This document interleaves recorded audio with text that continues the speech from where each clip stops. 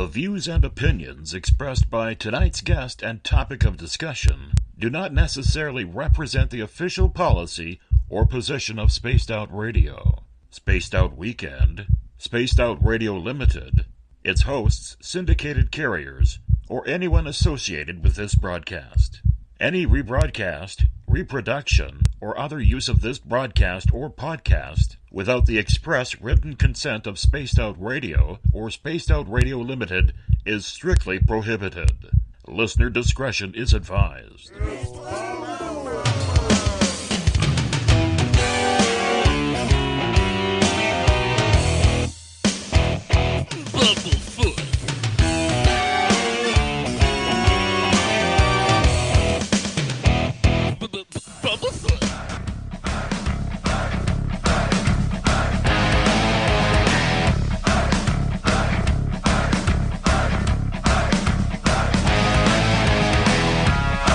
Are you experienced? Stop right there!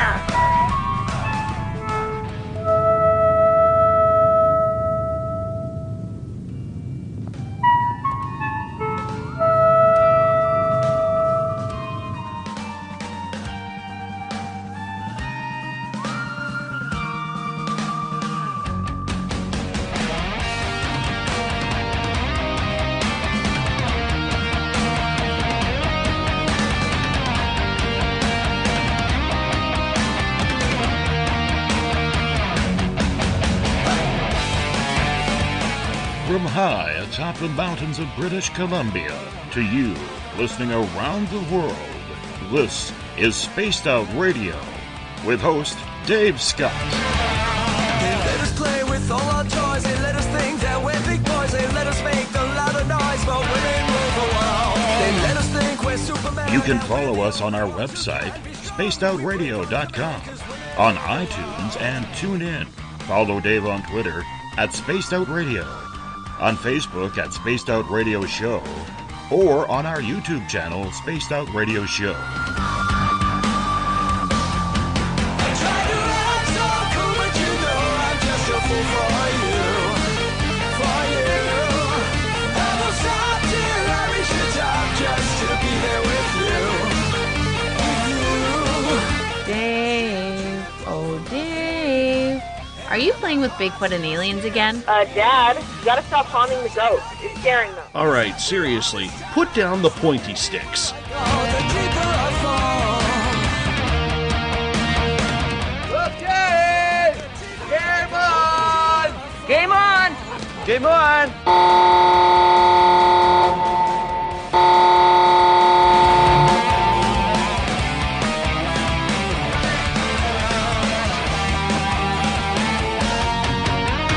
The password is... All right.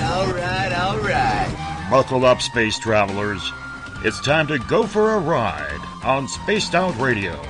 Mr. Bumblefoot, Dave is ready for liftoff. I try to act so cool, but you know I'm just a fool for you. Seriously, Dave? Really? Aren't you a little old for a tinfoil hat? Hello, Toby. Bye-bye. Nephew. Bye-bye. Yeah, just please take your seat about it. We're with you. It's time to take off.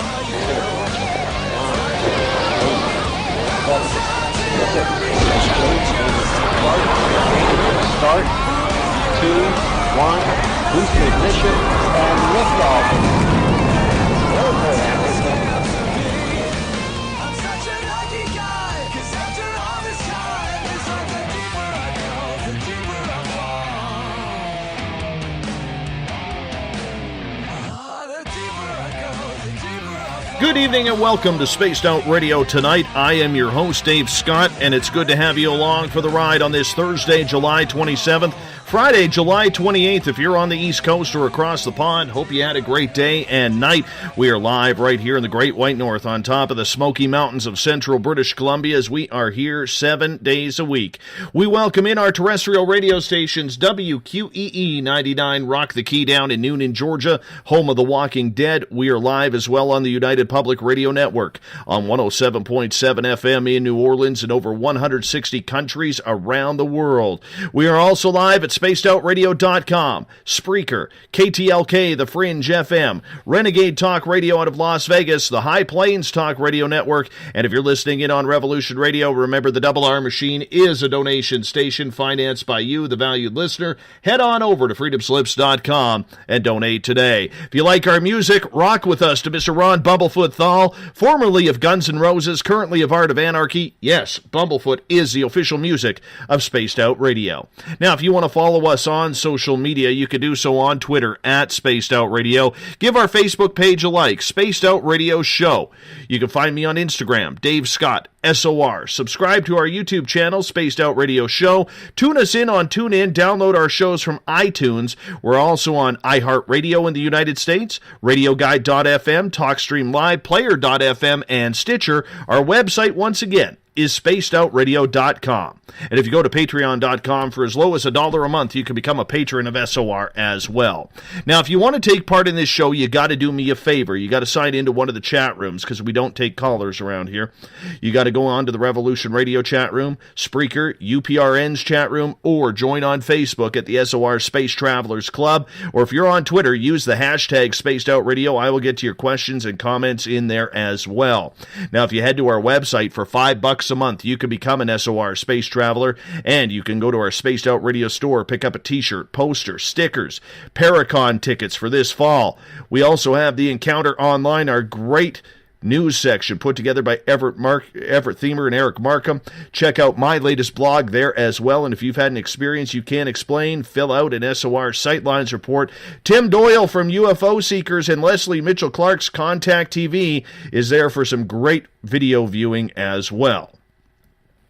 Tonight on Spaced Out Radio, we bring in legendary UFO hunter Bill Birnes. You probably recognize him with his baseball cap and Ray-Ban sunglasses on from the TV series UFO Hunters. It was a fantastic show that took places like Roswell, Area 51, Dugway, and Dulce to mainstream television. His brashness and belief in the subject were very passionate on the show, as I'm sure you will agree. Bill's research of the topic of everything UFO, from the experiences themselves to the cover-ups by namely the U.S. government, showed he really cared and still does about the truth behind UFOs and extraterrestrial contact. An accomplished author and a graduate of New York University, Bill holds a Ph.D. in medieval literature from the same institution and later earned a J.D. degree from Concord Law School. The UFO hunting legend himself, Bill Birnes, on Spaced Out Radio for the next 2 hours. How are you, sir? Welcome to Spaced Out Radio. Oh, thank you for having me. It's my pleasure to be here. Bill, we got to know, and I know I've been asked this a few times by audience members, do you have your sunglasses on for this interview? No. It's dark here on the East Coast, and so I took the sunglasses off so I could actually see my way to find the phone when it rang. Well, I'm glad you did, because you being here is kind of important to this show. But I want to start off on a personal note with you, Bill, because a number of years ago, just a few years ago, back in 2012 to 2014, I had personally some phenomenal UFO and extraterrestrial experiences that just came out of nowhere to me, from black triangles over top of my house to actually having a close encounter of the third kind, where a ship had landed about 150 yards from me. And I have to tell you, I looked up to you and your show, UFO Hunters, because it really resonated with me that you were researching the same type of experiences that I had personally. So I want to give you a thank you for helping me during a very uneasy time when I was going through my own personal experiences, for having your show on the air and helping me learn to understand. Well, I'm glad that the show helped you through certain experiences that challenged your view of reality. I mean, that really was, believe it or not, that was the actual genesis from the very beginning. This goes all the way back to 2006. This was actually earlier, 2004. This was the actual genesis of the television show, where it began after Pat Uskert's own experience seeing a UFO over Venice Beach in California. And then my wife Nancy, who at the time was the editor-in-chief of UFO magazine, suggested to Pat that since that experience was so earth-shaking to him, that rather than simply trying to build it into his reality to digest it, it will be a great project for him to go on the road with his video camera and talk to other people who've had similar experiences, and ideally, if those people captured video of craft as well, analyze that video, compare the video to the video he took, and from that idea germinated our going to a number of television networks. I was doing UFO Files at the time, and going to a number of television networks, and then history actually picked up this idea, and in the process added 2 other people to be, let's just say, counterfoils to the whole experience. One was Ted Acworth, who is an MIT scientist, a PhD, a physicist, and just adding that person along with Pat and myself made for a balance of experiences. And so your experience, of similar experience to yours, that was the genesis of the entire show. How do you go from medieval literature to chasing UFO stories and conspiracies, Bill? Actually, you don't. Basically, sometimes you catch a break, sometimes a break catches you. And in the case of UFOs, really 2 entirely disparate things.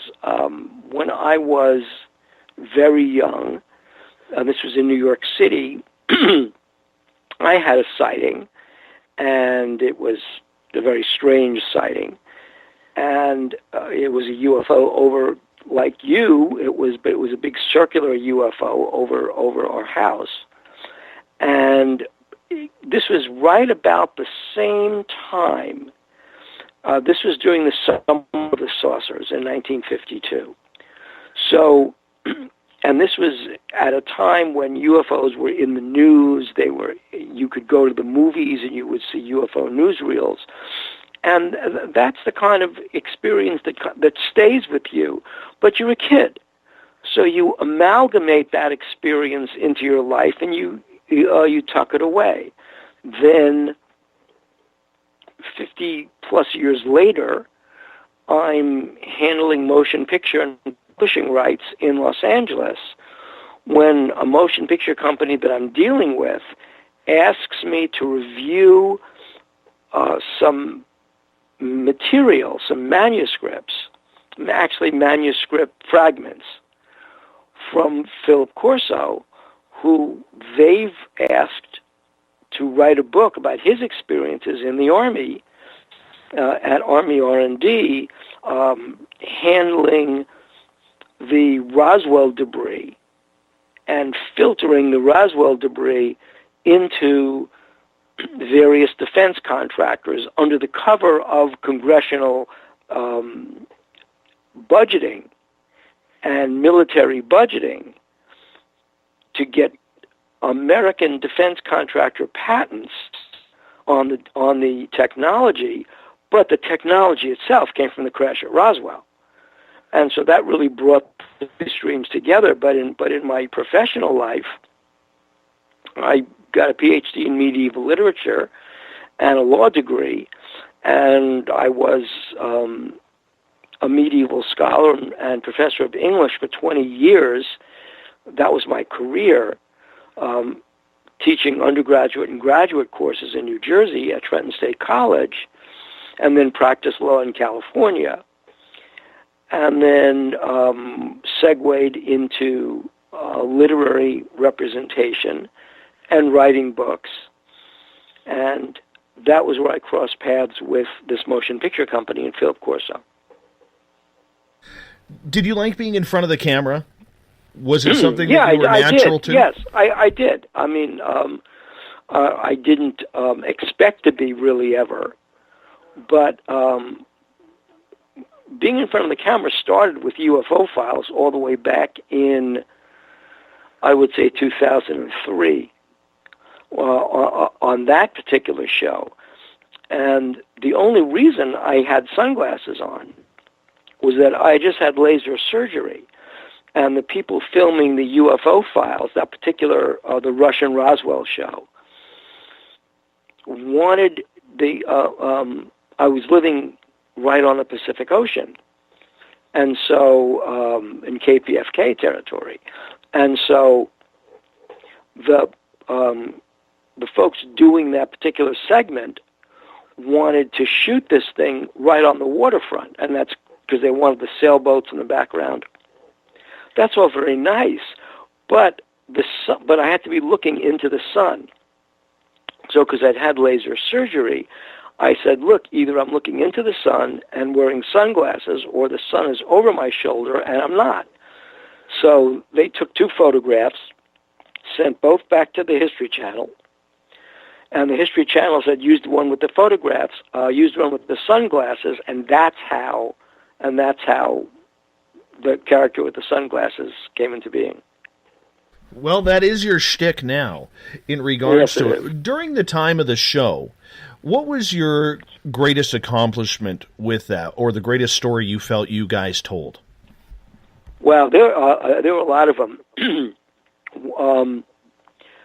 My favorite stories in the show weren't necessarily stories that proved that UFOs were real.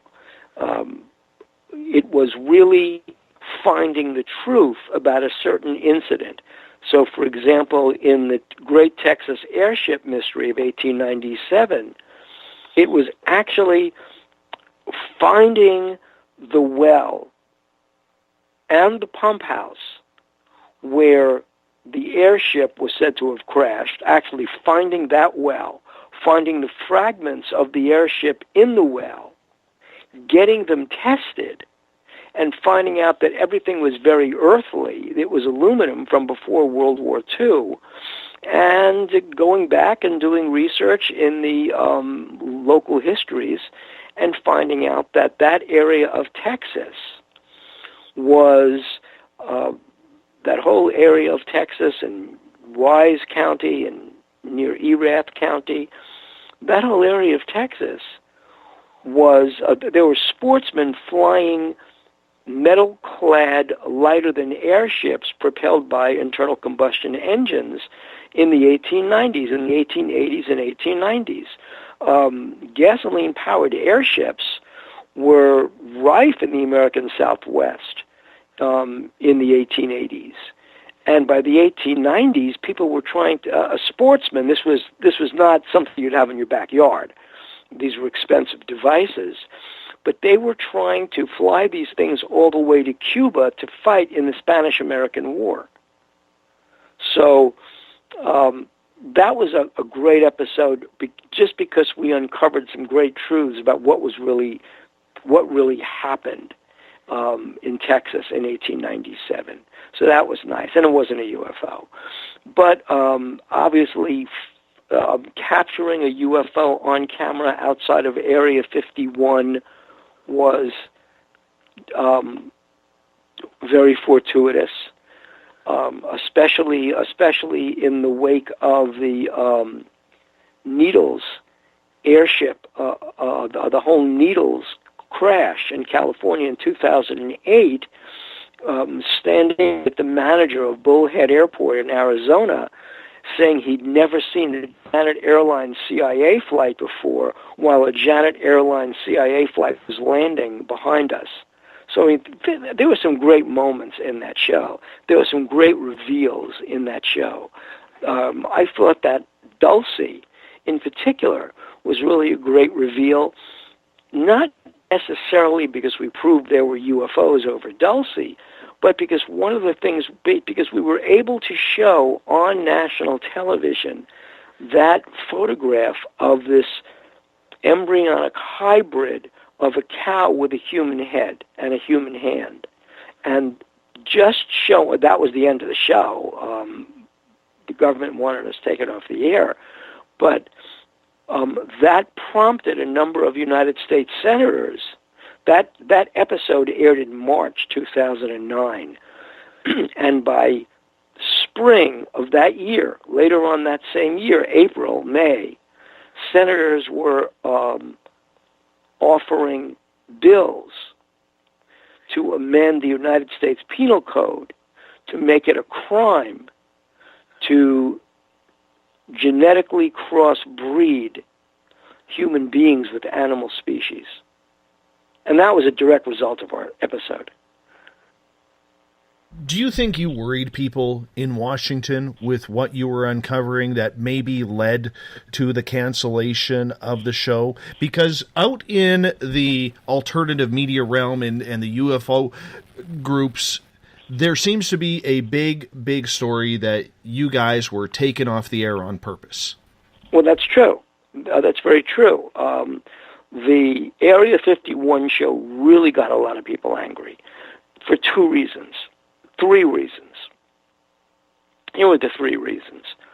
One, we actually climbed up Tickaboo Peak outside of Area 51 and aimed a 300-millimeter lens with sun over our shoulder illuminating the base at dawn to show that big, long hangar that was covering something up, which we were able to correlate with the satellite photos of that hangar. They were furious about that. And one result was Tickaboo Peak is now supposedly off limits to campers and hikers. So that's one aspect of that. 2, we rented a room right over McCarran Airport in Las Vegas. And as the Janet Airlines jets were taking off and landing, we were actually reading off their tail numbers on the FAA tail number manifests, the lists of who owned what aircraft based on the tail numbers. And so despite all the denials from the government, from the CIA, we were able to correlate that the tail numbers on the Janet Airlines flights were planes owned by the United States government. So that really blew up their argument that we have no idea what these planes are. And, of course, 3 was filming the UFO itself over Area 51, capturing that flight. And we did that by putting cameras around the perimeter of the base. Couldn't go on the base, of course, but you could put cameras around the perimeters of the base, and they were up for 24 hours. And they certainly captured the flight of a strange object. And then when you used a photo analytical program, a photo analysis program, to measure the flight characteristics of that object, it certainly wasn't a shooting star, a meteorite, or anything else. It was an intelligently guided object that was able to illuminate and turn off its illumination even before it went behind the mountains. So, yeah, that got us in a lot of trouble. Then the following season, we were at Dulce, and we showed that photograph on the air, which prompted Senate activity.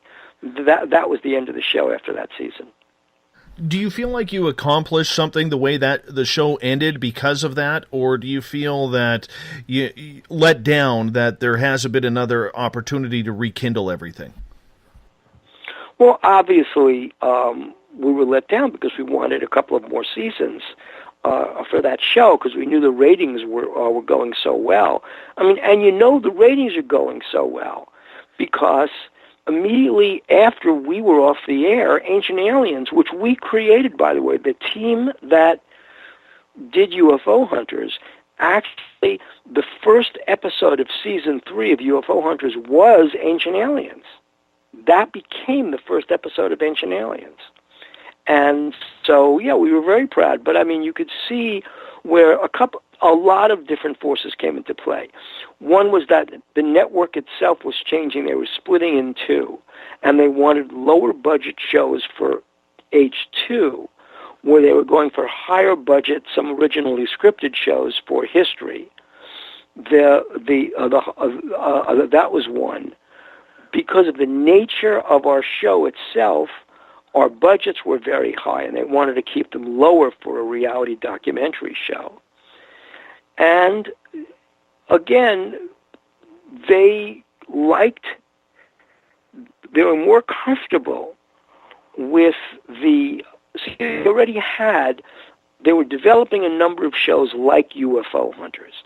Basically, the premise of UFO Hunters, if you take UFOs out of the equation, I know it's hard to do, but if you just think of it thematically for a second, it's 3 guys on an adventure about something strange interacting with each other. For the first 2 seasons of our show, UFO Hunters, there was a science guy there whose purpose was to say, hold your horses, you two, there is science behind this, and here's the science. So that was the formula for our show, the conceit for our show. In Ice Road Truckers, that was on our sister network, A&E, same thing. A bunch of people in trucks on the ice having to deliver things over treacherous roads. American pickers, porn stars, all of them had the same formula as UFO Hunters.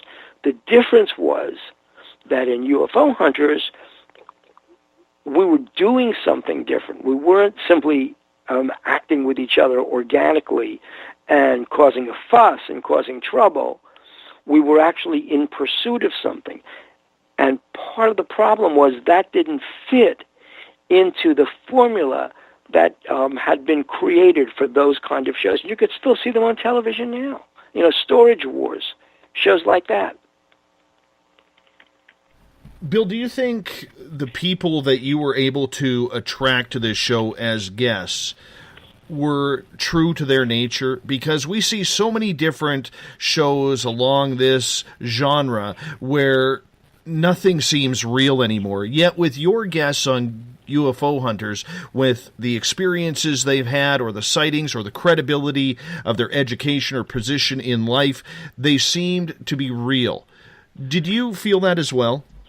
Right. I mean, that was the whole premise of where we went and the people we spoke to. It was real stories told by real people who had real experiences with real UFOs, or there were real stories to cover. So the first episode was the UFO before Roswell. It was the story of the Maury Island UFO. And there was a case where there was no UFO. But the real aspect of that 1947 incident, was that it caused the death of 2 American Army Air Force pilots. There was a reason it caused the death of 2 Army Air Force pilots. We found the wreckage of the plane. We found out why the plane went down, so that it wasn't a UFO that brought the plane down. We were able to ascertain that the material that supposedly the plane was carrying back to California from Tacoma was not some esoteric or exotic UFO material, but was basically heavily ferrous slag from the smelting plant right on the shores of Puget Sound.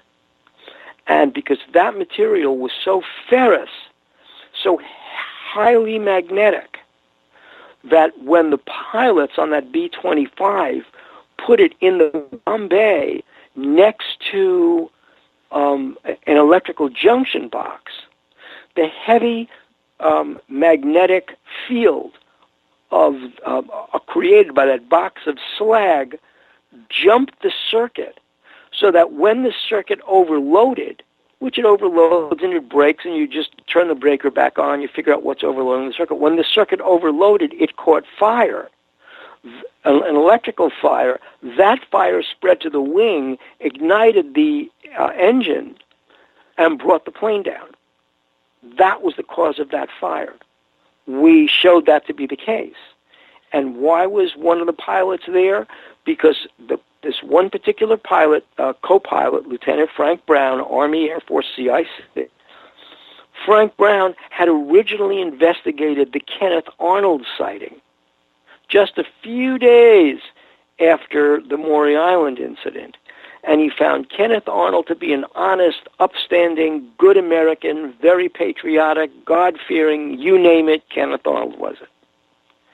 And because Kenneth Arnold had investigated the Maury Island sighting, that brought Frank Brown up. And so Frank Brown died, not just because he was carrying ferrous slag in the bomb of his B-25, but he died because of his trust in Kenneth Arnold's participation in the investigation of Maury Island. An investigation, by the way, that Kenneth Arnold said showed him that there was no substance to the Maury Island story. So the whole thing was fake to begin with, but because Kenneth Arnold was involved in the investigation, that's what brought Frank Brown, and that's why Frank Brown died. And we found the wreckage at Kelso, and we examined the slag from Maury Island, and basically did in fact dismiss it. There was no UFO there. Let's shift gears here and let's get to Roswell, because you're very passionate about the Roswell subject. Why do you keep going back to it? What intrigues you about that story? Well, the basic story about Roswell itself is intriguing, but when you think about the entire balloon of that case, I use balloon obviously as a joke, but when you think of that entire case, that was an incident where, first of all, we know so much about it. That's number one. It's been argued, debunked, undebunked, debunked over and over again. But in addition to the core story and all the eyewitnesses, when you realize there were so many eyewitnesses, and among the eyewitnesses were children. Children tend not to lie. They just recount their memories as they are. So many of those children, so many of the adults who were involved in Roswell, the fireman, the base plumber, the guy who owned the mortuary, the sheriff of Roswell, all these people. There was the rancher, Mac Brazel, the radio station owner. The people who were involved were eyewitnesses. They weren't hearsay people. They were people physically involved at the crash site, or people who physically handled the crash debris. So this wasn't a case of a story told through different generations. This was it. These were there. They were at the scene. That's another element of the story. Then the third element of the story is it's not just about the crash. It's about how the cover-up came into being in the days after the crash. That's part of the excitement of uncovering the truth about Roswell. When you talk to some of the participants, like, for example, for me, it's the late Walter Haut. The late Lieutenant Walter Haut, as he reached the end of his life, as he got older, remember, this guy was the person who actually went to the papers and delivered the headline story, Army captures flying disc outside of Roswell. So imagine that in the hours after the discovery of the debris field, there was no cover-up. Or at the very least, the disclosure of the truth and I'll explain in a second, the disclosure of the truth was part of the cover-up, because later on that would be debunked by the Air Force. So in the hours after the crash, there was a story released to the papers, maybe evening editions on the West Coast, that the Army had recovered a flying disc outside of Roswell. So again, there was a true story. The person who delivered that story to the papers and to the radio station was Lieutenant Walter Haut, who was the public information officer at the 509th Walker Field in Roswell. He left the Air Force right before the Korean War, stayed in Roswell his entire life, and sold insurance. Eventually was instrumental in the opening up of the International Roswell UFO Museum. Walter Haut came from Chicago. He was a big city boy. What was he doing selling insurance in small-town Roswell? When finally, toward the end of his life, and for years people would say, Walter, come on, tell us the real story behind Roswell. He would say, I only know what I was told to say to the newspapers. He kept on saying that. I only know that my commanding officer, William Blanchard, said, Colonel Blanchard said, here's your press release, take it to the newspapers. That's it. Finally, toward the end of his life, he was talking to some veterans of foreign wars. And he let it slip that he was at the debris field. Unprompted, unasked, he said it. That revelation prompted two local Roswell, New Mexico residents, Dennis Balthaser and Wendy Connor. True, it was under the guise of getting Walter Haut on videotape to talk about his experiences in the Air Force, but at a certain point in that video interview, they began asking him about the debris field. And on video, Walter Haut admitted he was at the debris field. Then he realized what he was saying, and he quickly tried to deny the whole thing, but he said it. I was at the debris field. I saw the wreckage. Finally, in light of those two incidents, Tom Carey and Don Schmidt, or Don Schmidt and Tom Carey, both of them knew Walter very well. Well, we all did. But Don Schmidt had a very friendly relationship with him.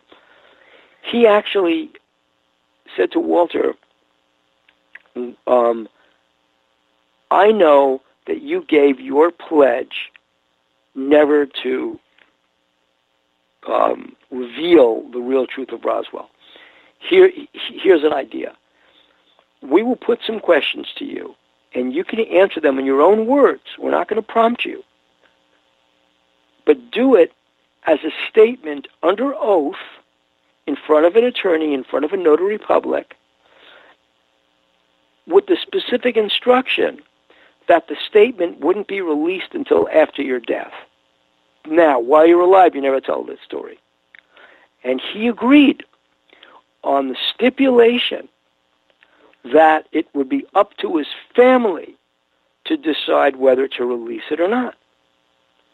And Walter Haut told the entire story, not just of the crash at Roswell, but that he was at the debris field. He saw the bodies on the stretchers. He saw the craft on the Army flatbed. He had a piece of the debris from the spacecraft on his desk. Then he tells the story of how the cover-up itself came into being, how Roger Ramey, the head of the 8th Air Force, flew down to Roswell from Fort Worth, a fact nobody knew. Flew down to Roswell with Colonel DuBose, his aide. And at a meeting of the officer staff at Roswell, Walter Haut was there, Blanchard was there, Sheridan Cabot, the head of the Army CIC, was there, Major Jesse Marcel, who was in charge of the debris field, he was there. And at this meeting, Ramey talked about the fact there were two crashes, one 40 miles out, one 75 miles out. Tom Carey explains it as an ejection pod that they shot themselves out of. On one of the crashes, the sheriff had rolled, George Wilcox, coming out of Roswell. The fire department had rolled. They thought it was a crash of an aircraft. They didn't know. They rolled out in the desert to put a fire out. That's when they came upon the ETs crawling out of the craft. Well, the plan was to cop, to admit to that crash and deny the crash that nobody had gotten to. And that was the plan. And that was the plan put forth at the meeting in Roswell. Then, when Jesse Marcel flew to Fort Worth with the material on a B-29 the following day, that's when General Ramey told him to go inside another room. When he came out, the Roswell material was switched out for a weather balloon, and Marcel was ordered to pose in front of that material and admit that he'd been confused by the nature of what he found in the debris field. Now, this was an Army Air Force major who had been at intelligence school. And everybody knew that it wasn't a weather balloon because the weather balloons were manufactured across the street from the Roswell Army Airfield. And it wasn't any exotic material because weather balloons in 1947 were made of the same stuff that were made all throughout World War II, neoprene rubber. So the weather balloon story was full of it. Then, years later, the Army said it was Project Mogul, but it couldn't have been Project Mogul because in 1947, Project Mogul was a series of weather balloons that they used in 1947. They didn't use the big balloons until 1949. So, the whole story fell apart. The point was that all this was revealed in Walter Haut's statement. And so suddenly Roswell became not just a story of a UFO crash, but a UFO crash of all the witnesses who saw the material, of the Army scurrying to cover it up, of people who were alive at the time who saw it, of the actual cover-up itself from the person who invented the cover-up, and what happened in the years following. And we were able to track the material from that crash, from Roswell to Fort Riley to Wright Field, where it was seen again by the National Air War College of 1948, then on to the Pentagon, where it was stored in the Pentagon. So that's why we know so much about it. Do you think then the idea was to cover up the crash of San Agustin, which people believe that, there was two aircraft that collided, and one crashing in San Agustin and Roswell? Right. That was the whole. That was the whole point. That the Army, that even when Frank Scully went to the crash site, Frank Scully wrote the major book, or revealing the San Agustin crash. That he told the story of how the Army basically peppered up the ground and covered up the whole story, because under President Harry Truman, there was an order that came down that until they knew what this stuff was, they knew what these craft were. They didn't know what they were in 1947. Nobody knew. Suddenly, in 1 month, in 1947, from June through July, there was the story of Maury Island, the story of Kenneth Island, Kenneth Arnold, the story of Roswell, the story of San Agustin, all in that month. So the point that I'm trying to make is they didn't know what they were dealing with. Why were there all these craft coming in? Whose were they? Were they Germans? Were they Japanese? Were they Russians? We didn't know. So what the Army did was they imposed a study group upon these incidents. And from that study group evolved the whole cover-up that's going on to this very day. Did you ever get a chance to talk to Gerald Anderson, who was 5 years old at the time when him and his family discovered the crash at San Agustin? No, never spoke to any of those witnesses. You know, never spoke to him. He's someone you should probably talk to in regards to this, because we've actually had him on the show before, and we were actually his first interview in over 20 years on live radio in regards to this. But the idea that he actually at 5 years old was able to remember, you know, walking up to the spaceship, and even though it was 110 plus degrees outside that day, the spaceship was ice cold, and there were 4 beings there. 2 were dead, 1 was wounded, and 1 was alive trying to tend to the wounded, and they were there for about 30 minutes before the military actually arrived to seal the area off.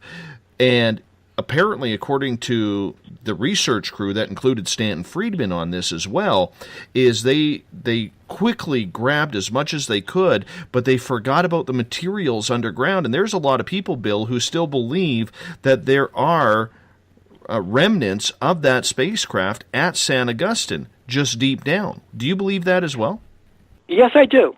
I mean, my thought is nothing disappears without a trace.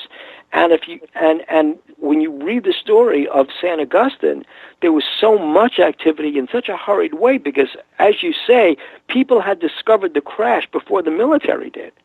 So this was basically, they had to reverse engineer a cleanup of the site. And there was a lot of burying going on because they couldn't cart the stuff away. Folks knew about that site while the military was there. How many aliens did we recover from both crash sites, in your opinion? That varies. I mean, I've heard 3 from Roswell, 4 from San Agustin, and there was a live alien, and the live alien, at least the one live alien, stayed alive for a while. I mean, supposedly, it depends on the stories you hear. I mean, one story is that there was a live alien that was brought back to Wright Field. And when the National Air War College, just one, that the others were dead, and they were autopsied at Wall Street Army Hospital. But the live alien was at Wright Field. And the National Air War College of 1948, early in 48, saw this alien. And we had the report to this one person, Marion Magruder, who was a lieutenant colonel, a Marine fighter pilot, squadron leader, who described, that was in UFO Magazine, gave us personal, well, his children told us the story of his encounter with that alien. The alien was behind a partition, and what the alien looked like, the impressions he got from the alien. And another story that we heard was that this was an alien that was alive during the Eisenhower administration, that he was kept by the Eisenhower administration in the 1950s, and that among the people who saw him was a J. Allen Hynek. And part of the reason J. Allen Hynek was such an advocate against the existence of UFOs, then for the existence of UFOs, was that in order to stay in contact with that particular alien, with the whole inner circle of UFO research, Hynek had to be their official debunker for Air Force Project Blue Book until such time as Blue Book was over. Then he became the articulate person who basically told the truth about UFOs, what he knew. And he was one of the people who advised Steven Spielberg on Close Encounters. When you look at Roswell, why 70-plus years later is it still so popular? Because of all the witnesses that we have, of all the eyewitness stories that we have, of the fact that we have that cover-up, of the fact that this was the first. This was an actual contact, not just a sighting, but a contact with something from another world. And try as it could, the government covered it up. Also, you have Jesse Marcel 30 years after the incident itself going public in the 1970s with this story. So these were people on the ground. And his son, the late Jesse Marcel Jr., also telling his story of the night that his father brought the box of Roswell debris back from the ranch, laid it out in the kitchen, and said to his family, take a good look at this stuff, you'll never see it again. So, I mean, when you have that level of eyewitness participation in an event, the event tends not to go away. Getting to governments and aliens, I mean, going back there, one of those aliens that survived, is that the classic that we know of, J-Rod, that was apparently hanging around Area 51 for a while before he disappeared? The whole J-Rod story from the Dan Burris story, I tend to discount that. So I'm not going to put those two stories together. The one story about the alien that was alive during the Eisenhower administration, more than one person whose credibility I trust has told me that story. And they told it to me under the strictest confidence, but so I tend to believe that story. As far as the J-Rod 1, J-Rod 2, Area 51 stories, I just don't know about that. What about Valiant Thor? Are you up in the air about that one as well? It's funny, that whole contactee movement of the 1950s through the 1960s, the Highbridge incident, the Menger incident, these are great stories. The woman from Venus, supposedly. There was a whole movement out of the 1950s, George Van Tassel, a whole movement of Space Brothers. And these stories of Valiant, Thor, all come out of that movement. Do I believe it? You know, there are some strange things that I can't explain in those stories. Howard Menger's son, who is dying, suddenly the strange figure in a strange jumpsuit appears on a hill in the distance, and his son recovers. The story of Val Thor going to the Pentagon, going and meeting Richard Nixon. And the strange thing was Richard Nixon was an avid UFO enthusiast. The story about Jackie Gleason being taken to a Florida air base one night by Richard Nixon, no Secret Service, going to an air base, being led on the Air Force Base, seeing these aliens in deep storage. I mean, I have to tell you, Jackie Gleason told that story at Sony Pictures to his wife, to Barbara Gleason. He told that story to everyone he could. And he wrote about it, too. And Jackie Gleason was a phenomenal enthusiast. He had more books about the supernatural than Shirley MacLaine did. So I think it's a fascinating story. Was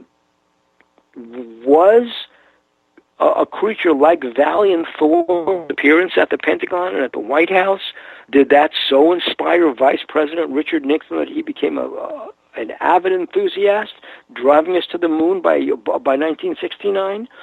It's great to speculate about that. I'll bet the person who could tell you the truth about that is his daughter, Julie Nixon Eisenhower. That we will have to try and track down, if she'll come on. She's right here in Philadelphia. Her husband, David Eisenhower, is dean of the Annenberg School of Communications, the U of P. Well, thank you for the tip. I like it when I get tips on the show. Good. We only got about 2.5 minutes here before we got to go to our first break of the night. Quickly, I want to get in your thoughts. This is a question from Tripp in our chat room. What's your thoughts on groups like MUFON or investigative groups like that, especially MUFON with Robert Bigelow's involvement? Robert Bigelow, according to folks that Roger Lear, for example, the late Roger Lear, the alien and the scalpel guy. Roger Lear was a surgeon who teamed up with, who was looking for implants, these metal shards that were communications devices, that were inserted into underneath the skin of abductees. Roger Lear told me the story that Bigelow had a experience all the way back when he was a child. Same thing with Joe Firmage, and both of them fully believed that there was a whole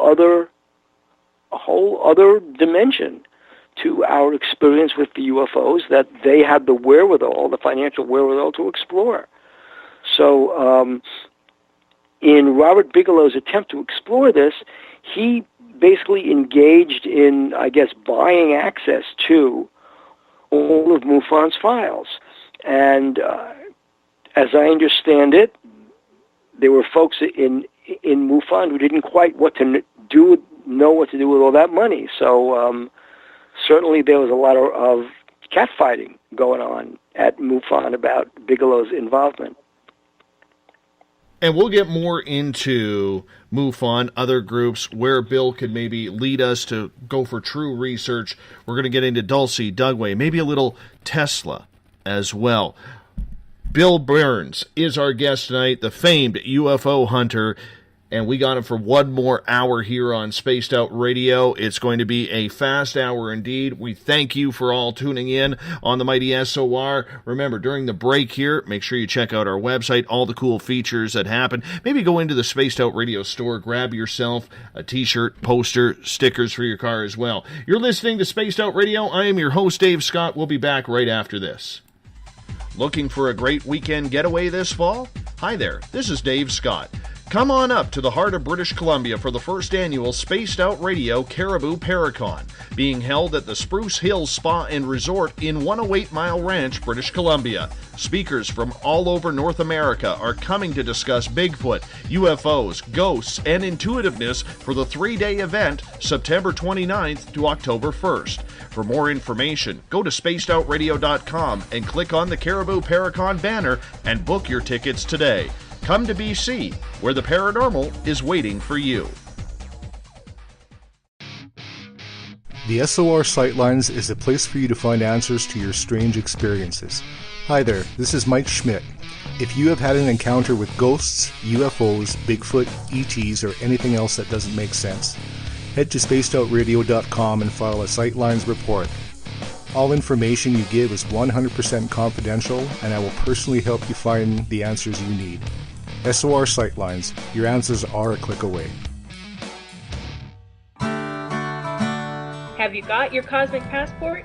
If you need one, tune in to Cosmic Passport on Spaced Out Weekend.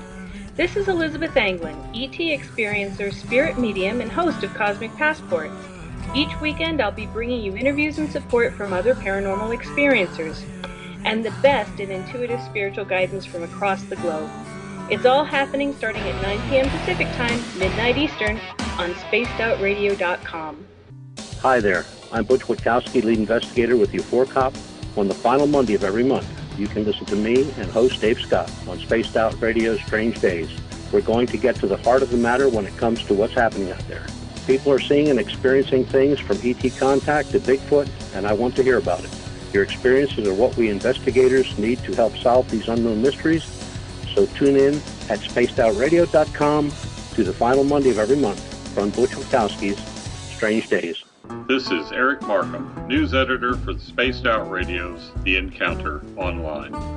We have put together a great team of writers and journalists from all over the world to bring you top-quality paranormal stories, from alien encounters to the latest conspiracies. You won't find any of that fake news here. True stories and top-notch reporting as we look to bring these experiences to the mainstream. The Encounter Online, only at spacedoutradio.com. Patrolling the Pacific Northwest, we are always on the lookout for the strange and unassuming stories that real people are experiencing. Hi, I'm Vincent Zunza from Pacific North Weird.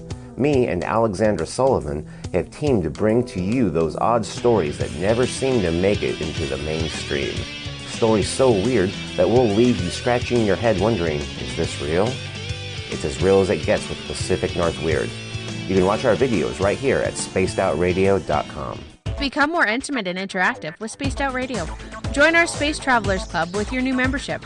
For $5 a month, we'll provide you with special access to the website, monthly prize draws from books to psychic readings, along with monthly newsletter, private interviews, and more. Sign up today to be part of Spaced Out Radio's experience.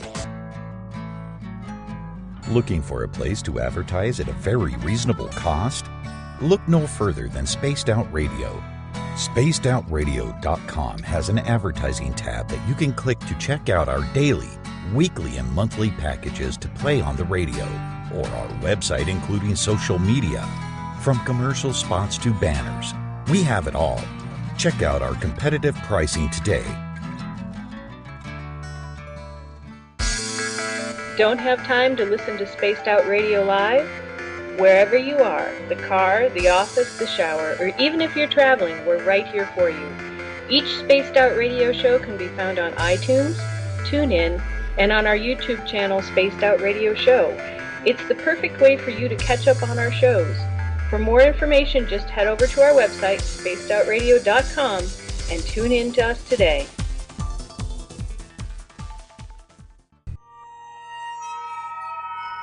You hear footsteps in the empty room above you. A rocking chair begins rocking by itself. Don't be afraid of the things that go bump in the night. Reach for Spirit Storybox, the iPhone app the Huffington Post UK called the only ghost hunting app you will ever need. Spirit Storybox. The spirits are telling their stories. Are you listening? Strange creatures lurking in the night, the sounds of wood knocking in the forest, odd happenings right out of a fictional world. These are the reports I love.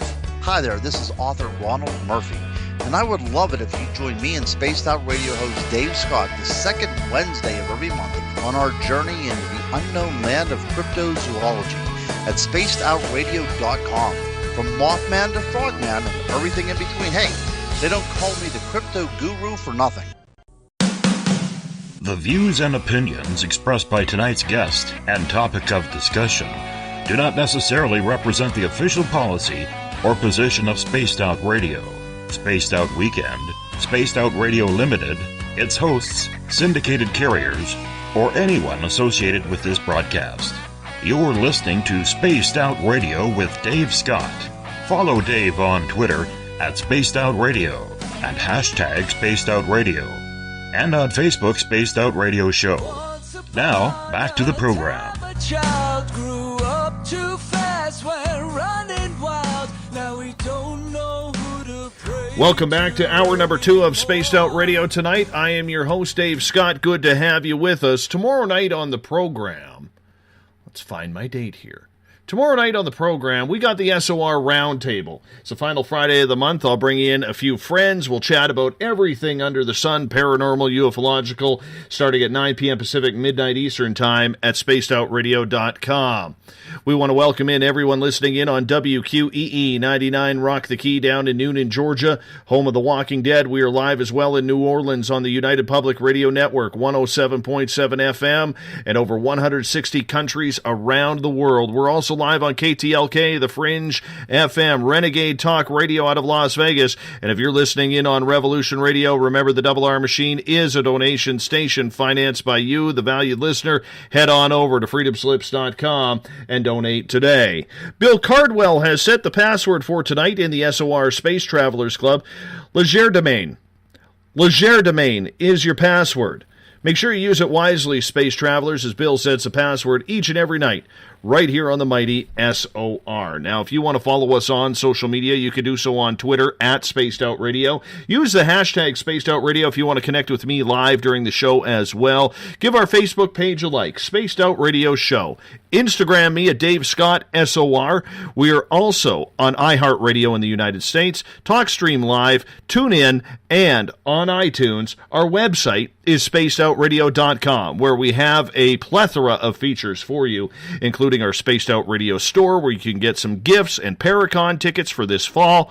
You can also check out UFO Seekers videos, Contact TV with Leslie Mitchell Clark, The Encounter Online, our news section, and so much more. Check it out today. We got 1 hour left with the UFO hunter Bill Birnes tonight on Spaced Out Radio. And what a pleasure it is to have Bill on the show. That first hour flew by. And right before the break, Bill, we were talking about MUFON and Robert Bigelow's attention towards that group. Do you believe, then, that there is a real group dealing with real experiences people are having, or do you think that it's yet to exist? No, I think there is a real group that, in fact, deals with real experiences people have. And I think that it's not limited to the private sector. I think the government is also involved in that. And I think that and you see something like that in the military as well. We know that there were astronauts all the way from the early Mercury series through Gemini and Apollo. All those programs, there were astronauts who had UFO sightings, and there were astronauts our Apollo astronauts on the moon talked about. We have snippets of transmissions where they're saying somebody was here before us. They're shooting at us. They came upon remnants of other space travelers who were on the moon. I mean, so obviously, at every generation, there is a real sense that we're going to learn what really happened, but bit by bit, we're getting more information. But in terms of experiences, yeah, indeed, I think that those things are tabulated. They're covered up, they're mocked, they're made fun of, but they are studied. In your opinion, then, aliens, UFOs, good or bad? Because there seems to be a big debate about this. Well, I tend to think neither. I mean, if you asked another species on this planet, or well, they'd probably say human beings are really bad because we hunt them down for food. But no, I just don't think there is a war on. I think that if they were truly an advanced species, first of all, I think we are they. I think that we were the ones planted on this planet, and that there is a concept of intelligent design, and that we basically are a version. And if there were a species, a life form that wanted to populate planets in the universe, planting their own seeds, their own DNA, their own genome, inserting that into onto a habitable planet, makes perfect sense, and we might well be the results of that. I mean, you can imagine, we are sending probes. I mean, look at our own space program. We are sending probes to Juno, to Cassini, to Enceladus, to all these different places looking for life. We're the extraterrestrials as far as those planets are concerned. Not that there might be intelligent life there, but the fact is we're doing the exploring. And millions of years ago, hundreds of thousands of years ago, and I mean really millions of years ago, another species, humanoid, might have been doing that same kind of exploration, and decided Earth, this solar system, was very habitable. Earth was a very nice planet, and planted its seed on this planet, and that's how life came to be on this planet.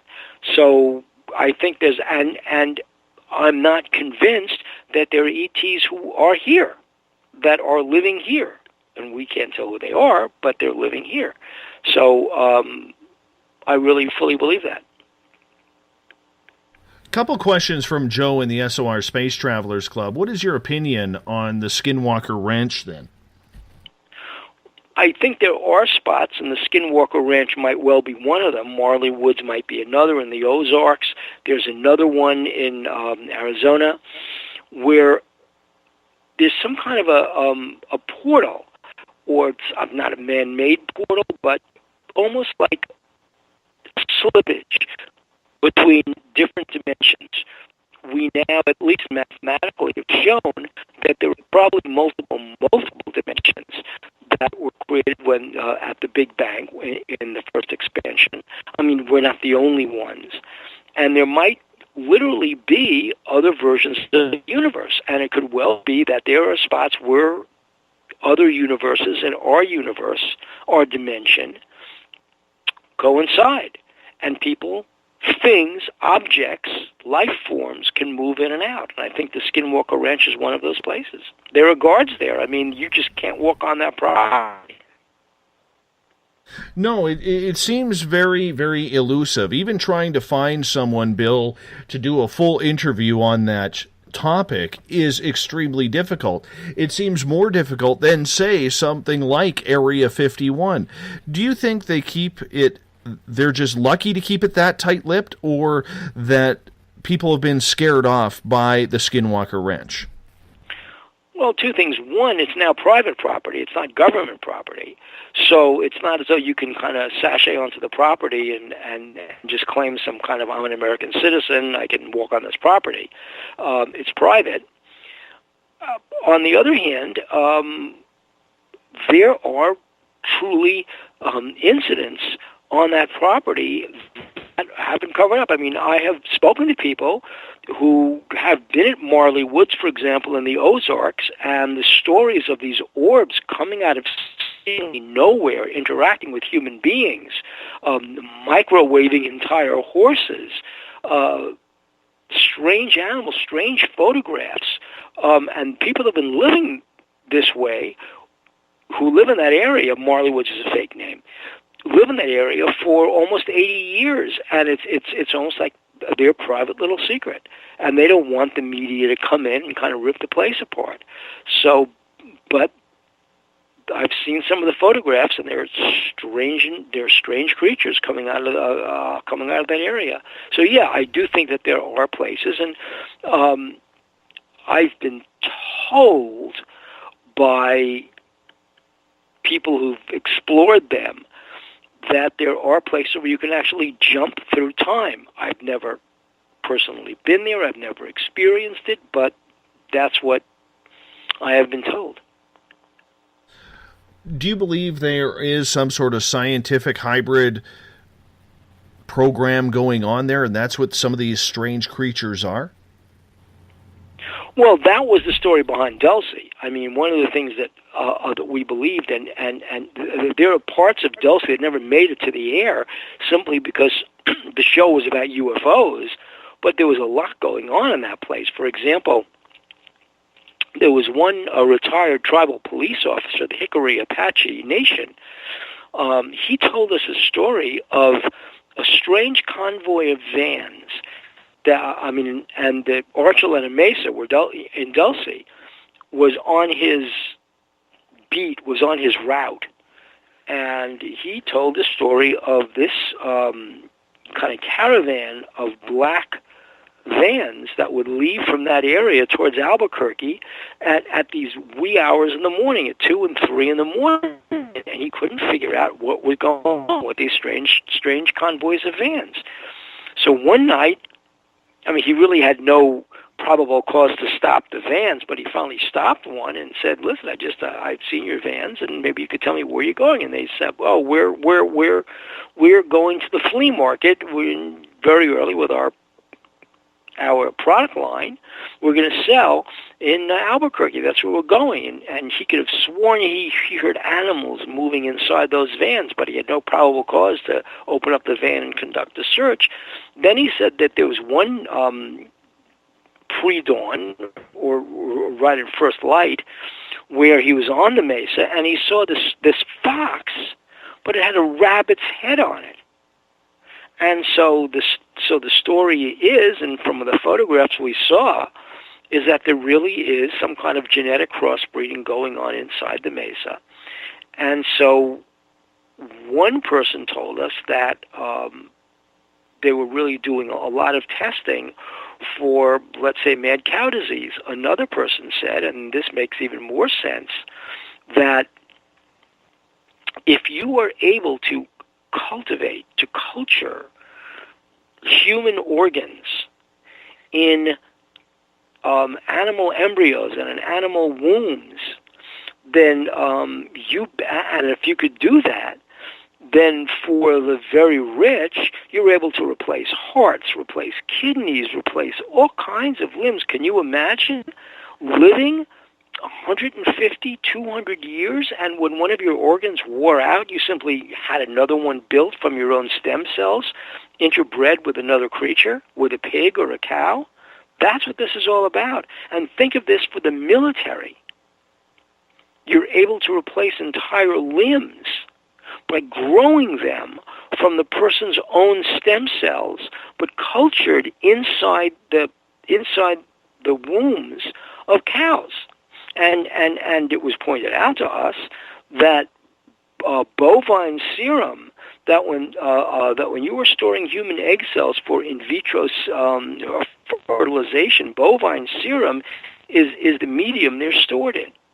So it may not be aliens, but it certainly could be a strange alliance. And imagine big pharmaceuticals and med tech companies working hand in hand with the military on doing this.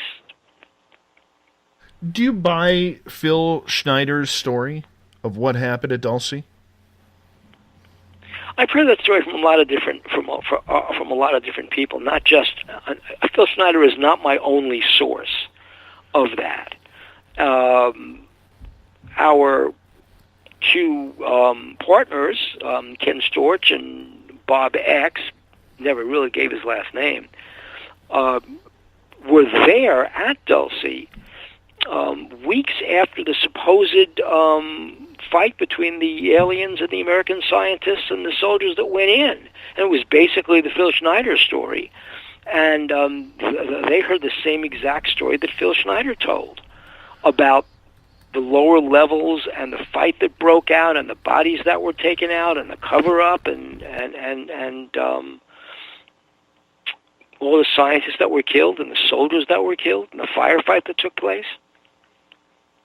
So, independently, I heard that story. It's so sci-fi, it's hard to believe. Aliens living underground. I mean, it's right out of Hollywood, that story. Is that war still going on, or is it something that they push the aliens out? Well, I think basically it was to everybody's advantage not to have a fight going on. I mean, that was really the I hate to say it was a misunderstanding, but that was really the whole point of this thing. And I think that ultimately cooler heads prevailed, and in those areas where human beings are not allowed, they basically stay away from those lower levels where humans are supposedly not allowed. But again, that's the alien side of this equation. The Gabe Valdez from the New Mexico State Police was adamant that there were no aliens there, that this really was a pharmaceutical experiment creating the basis for cultivating human organs in bovine embryos. It's kind of the reason it was on the Jicarilla Apache reservation was basically, what were they going to say about it? Nothing. I mean, this was their land, and the government just took over the mesa and was dealing with the military. Although some of the people who drove by there said they did see UFOs hovering over the mesa. There has been so much that has been documented about Dulce, from time warps to UFOs, Sasquatch sightings, other weird creature sightings. Does anything surprise you of what could be going on down in Dulce, New Mexico? Not really. I mean, one of the stories that,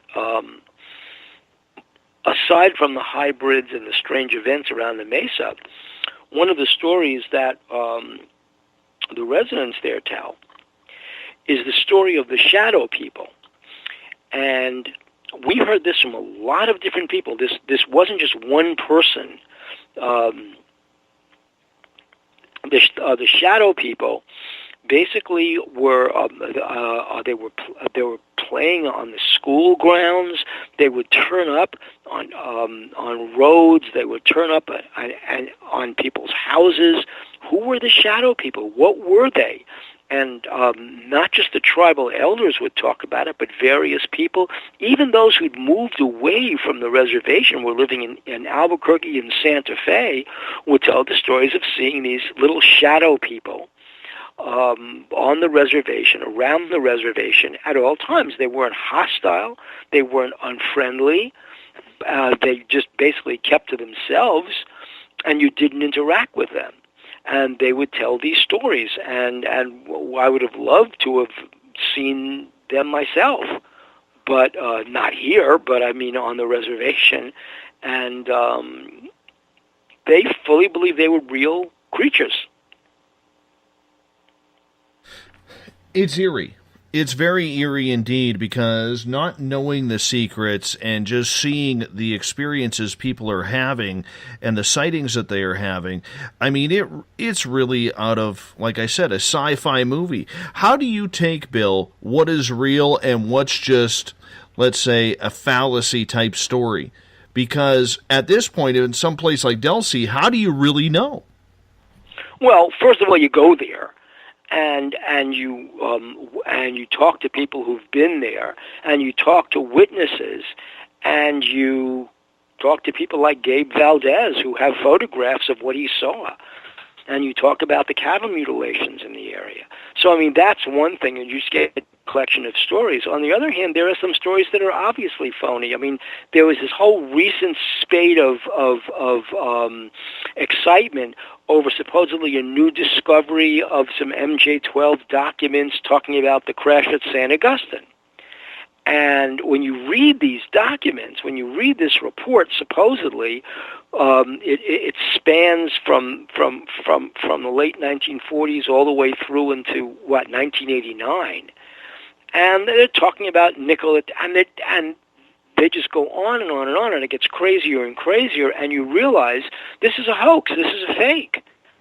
I mean, when this one alien that's supposedly captured, and he tells the story of Nikola Tesla communicating with his own species way out beyond the solar system, and they the signal back, and nobody understood the signal, so they came to Earth, and they're dealing with the government. That's just, I mean, it's just insane.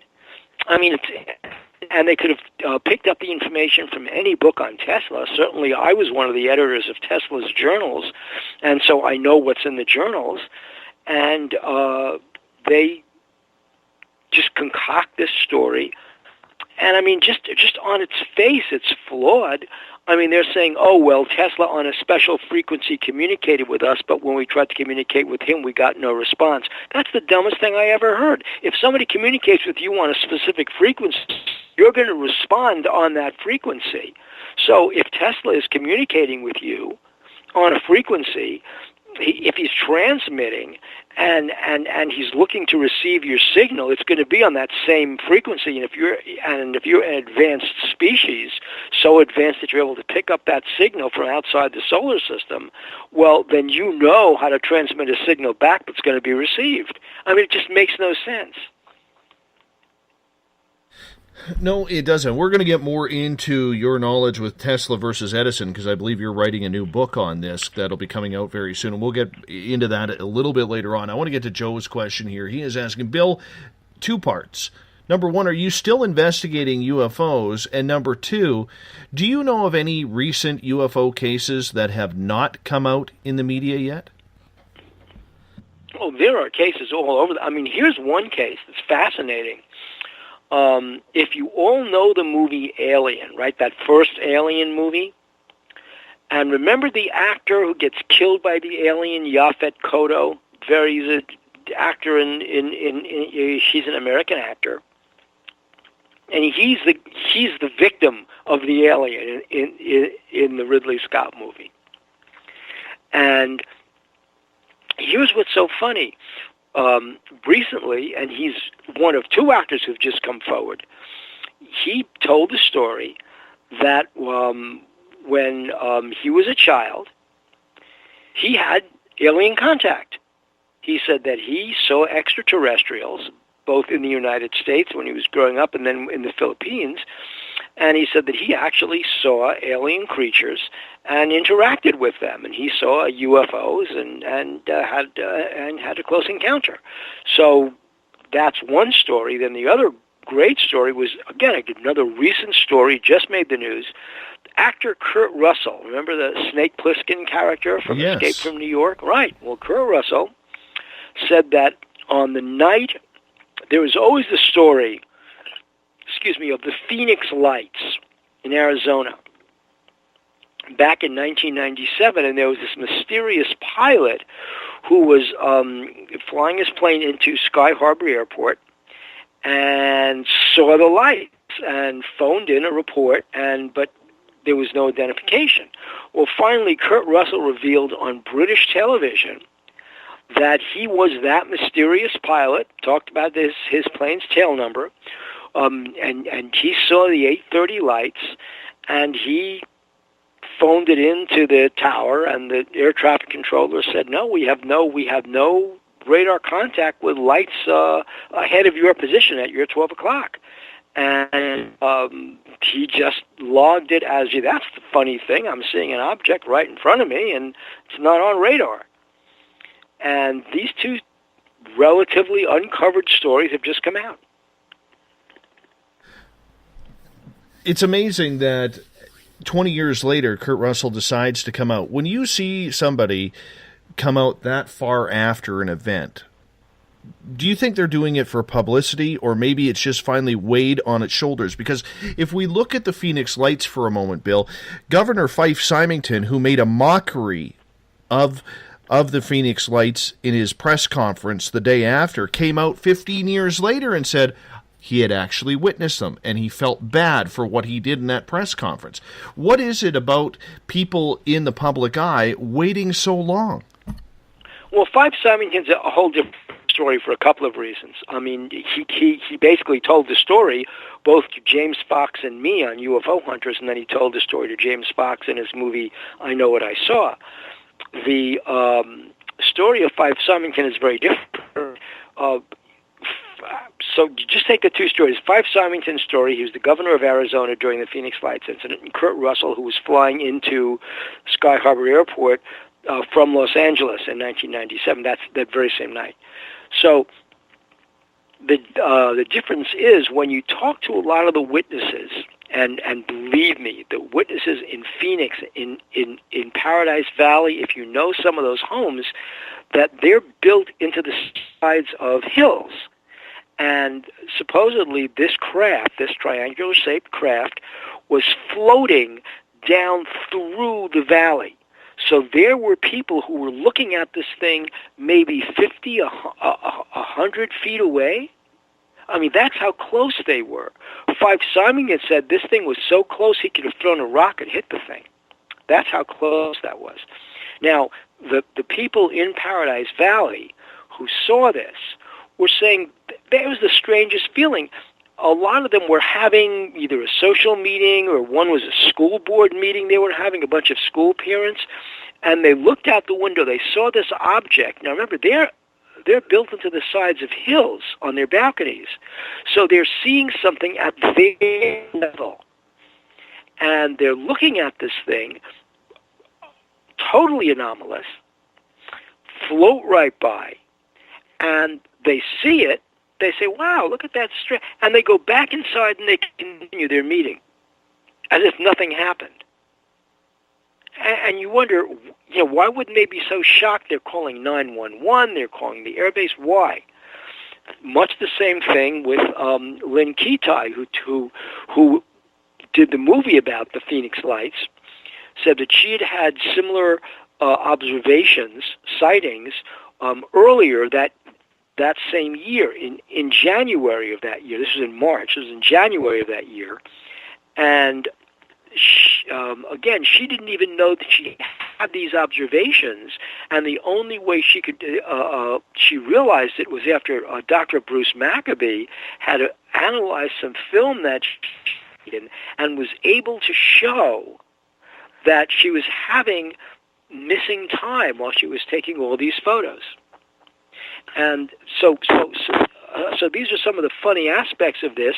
Is there something as these craft pass over that kind of masks them from your memory? Kurt Russell's story was he didn't think much about it. He saw this thing and he kind of tucked it away for years later.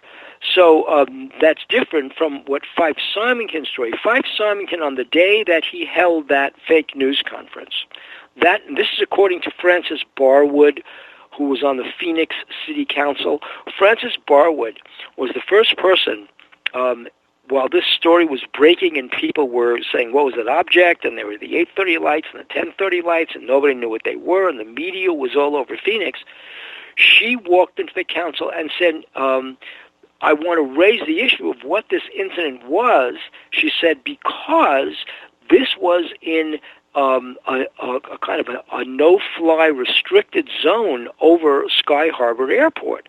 So it posed a collision alert. If this were a real object, it posed a collision alert for planes landing and taking off from Sky Harbor. So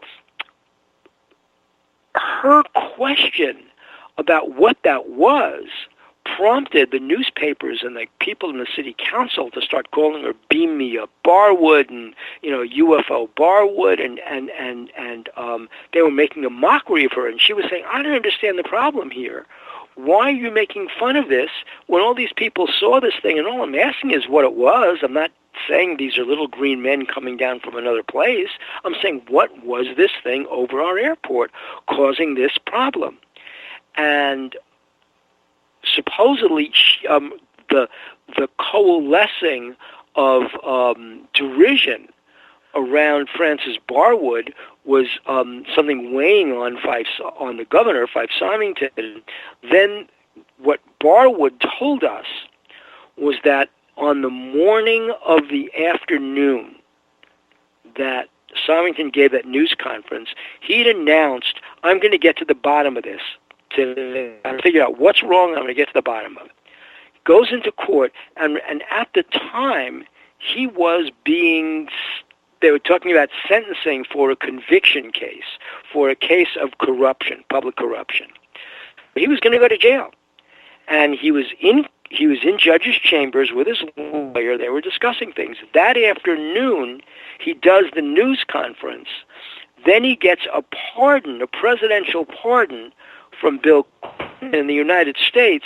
When you get a presidential pardon, that means you admit to the guilt. You admit to the crime for which you're being pardoned. Okay, it's not the crime never happened. It's I did the crime. I'm not doing the time because the president has given me a pardon for that crime. So he gets a pardon from Bill Clinton, and from President Clinton, and from the sound of that interview. In the back of my mind, I'm tying the two together. I'm saying, wait, he does the fake news conference. When he really saw the object, he didn't admit to seeing the object. He admits years later to seeing the object and is bragging about the pardon. Why is that all connected? I never knew about the pardon. That makes sense. It's very easy if the president says, I'll trade you a pardon for a mock news conference. What was happening that night? Bill Clinton basically disappeared from view. So this isn't a case where the president is giving a news conference about UFOs. He was at the golfer Greg Norman's house, and suddenly he says, "Oh, I hurt my knee." No communication, dead silence. He disappears that night. Which is strange because the Clintons have apparently always wondered about UFOs and the history behind them. And 2 years earlier, Bill and Hillary Clinton were guests of Lawrence Rockefeller at his a ranch. I think it was in Colorado. And it was at the ranch where Lawrence Rockefeller was pushing the two of them to investigate, to tell the truth about UFOs. In fact, Hillary was seen walking with, there's a photograph that I have, it's in an upcoming book. It's coming out in January, by the way. It's called UFOs in the Oval Office, coming out from Skyhorse. And in it, there's a story of Hillary walking with Lawrence Rockefeller holding a book on what to do when the aliens arrive, dealing with alien encounters, human alien encounters. So she's a firm advocate of this. And Bill Clinton's chief of staff was John Podesta, who, after Bill Clinton left office in the year 2001. George Bush took office. Bill Clinton left the office. John Podesta teamed up with Leslie Kean to get the NASA records of the 1965 crash in Kecksburg, Pennsylvania. And they sued NASA, and they won. And now, there were no important files to speak of, but John Podesta, who was at the Clinton White House during this period, sued NASA for the Coalition for Freedom of Information, got the NASA files, and of course John Podesta winds up as Hillary Clinton's campaign chairman, campaign senior advisor in 28, but again in 2016, and of course look at the scouring of his emails for any records of UFOs, and of course there's Hillary on the campaign trail saying that she will, as long as it doesn't disclose any American secrets, disclose the truth about UFOs. And that's UFOs become part of the 2016 presidential campaign in the United States. Bill, I'm curious about your opinion on this. When John Podesta left President Obama's White House team to join Hillary, he let out a very ominous tweet that basically said, his biggest regret of 2014 was not securing the hashtag disclosure of the UFO files, hashtag the truth is still out there. Now, when I look at that as a journalist, I'm thinking, here we have the biggest story of mankind's history next to Jesus Christ himself coming down. Were you as disappointed as I was that the media did not jump at all on that story? None of them wanted to touch it. Even when he was egging on reporters to ask Hillary about UFOs and aliens, they wouldn't do it. They seemed to walk around it like a person with leprosy. That's the way they treated it. Were you as disappointed with the media on that? Well, since I understand why the media is doing it, I wasn't that disappointed. I mean, I didn't have any high hopes for this for a whole bunch of reasons. Because in American journalism, and in fact, in journalism in general,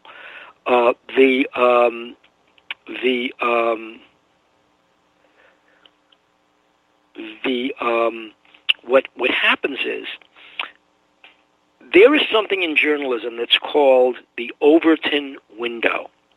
The Overton window is a window of acceptability. It's a form of censorship. It's which types of stories are acceptable to the media and which types are not. So, for example, and this is also part of what I'm addressing in this book in January called UFOs in the Oval Office. It's that when you think of all the presidents that have talked about UFOs, I mean, Harry Truman actually went on American television and said, these are UFOs, we know what they are. This is President Harry Truman saying this. That's the disclosure. That's absolute disclosure. Nobody picked up on it. The President John F. Kennedy memos, JFK memos about UFOs, the Richard Nixon story, the Ronald Reagan story. Here's a case where a very popular American president goes before the UN and talks about the presence of aliens would unite planet Earth. He talks about it to Gorbachev in Reykjavik, Iceland.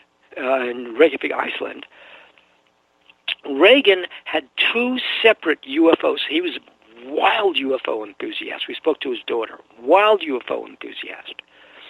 He had a UFO sighting in the 1950s in California when he was driving down the Pacific coast to go to a birthday party for the actor William Holden, and Lucille Ball told the story, and her daughter told us the story. This was picked up by Shirley MacLaine also.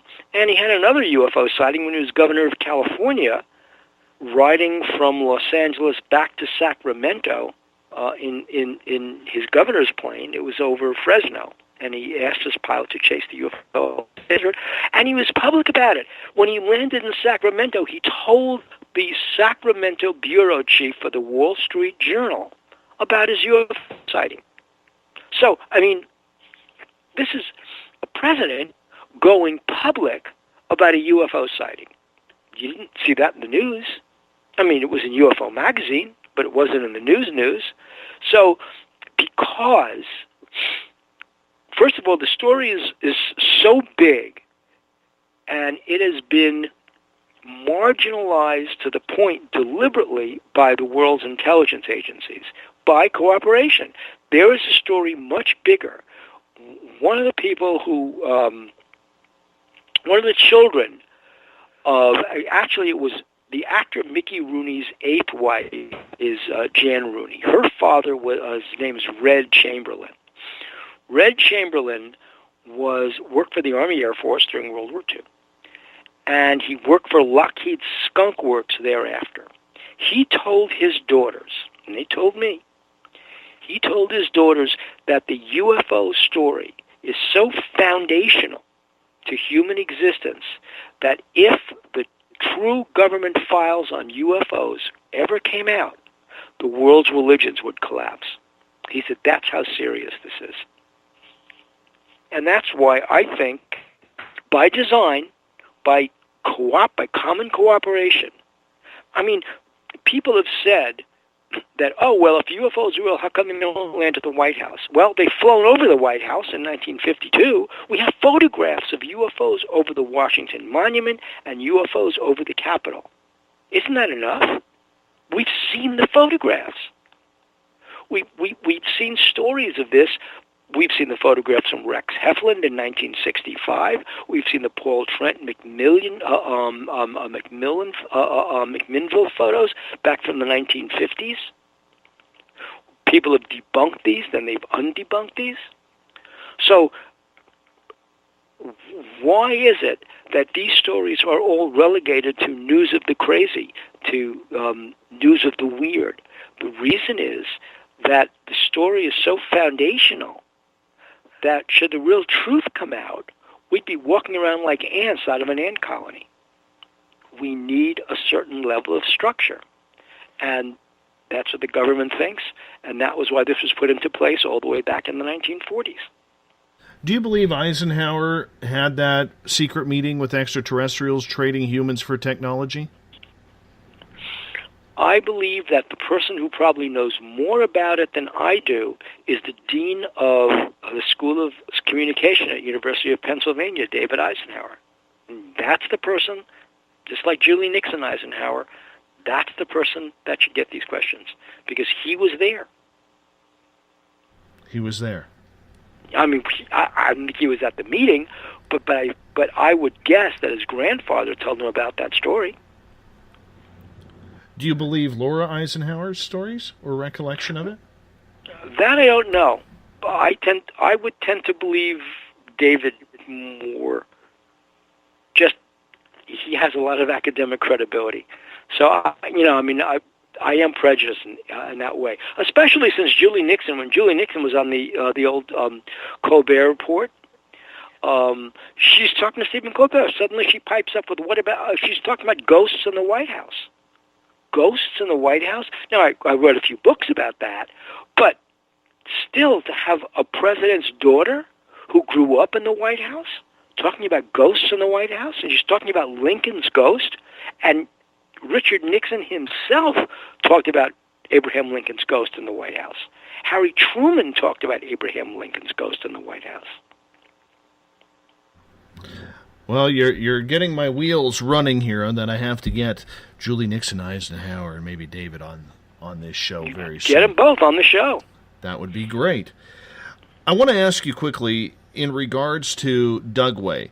Out of Area 51, Dugway, which you coined Area 52 on your show, and Dulce, which is the most secretive on where the strange is going on? Well, Dugway goes back all the way before World War II. Area 51 was, of course, an artillery testing range during World War II. That was why it was chosen to be the facility where they would build the U-2 spy plane, because of the length of the runways. So, but Dugway had another purpose during World War II.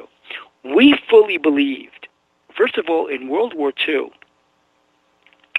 we fully believed that we would be developing poison gas nerve agents for use against the Japanese. That was one of the secret programs that was being developed in Utah during the war. And so when you drive, as you're going toward Dugway Proving Grounds, what you see are the old gas warning systems where if these sensors picked up gas in the air that had escaped from the base, there would be sirens would go off, and you would tell people to get inside and shut their windows and stuff like that.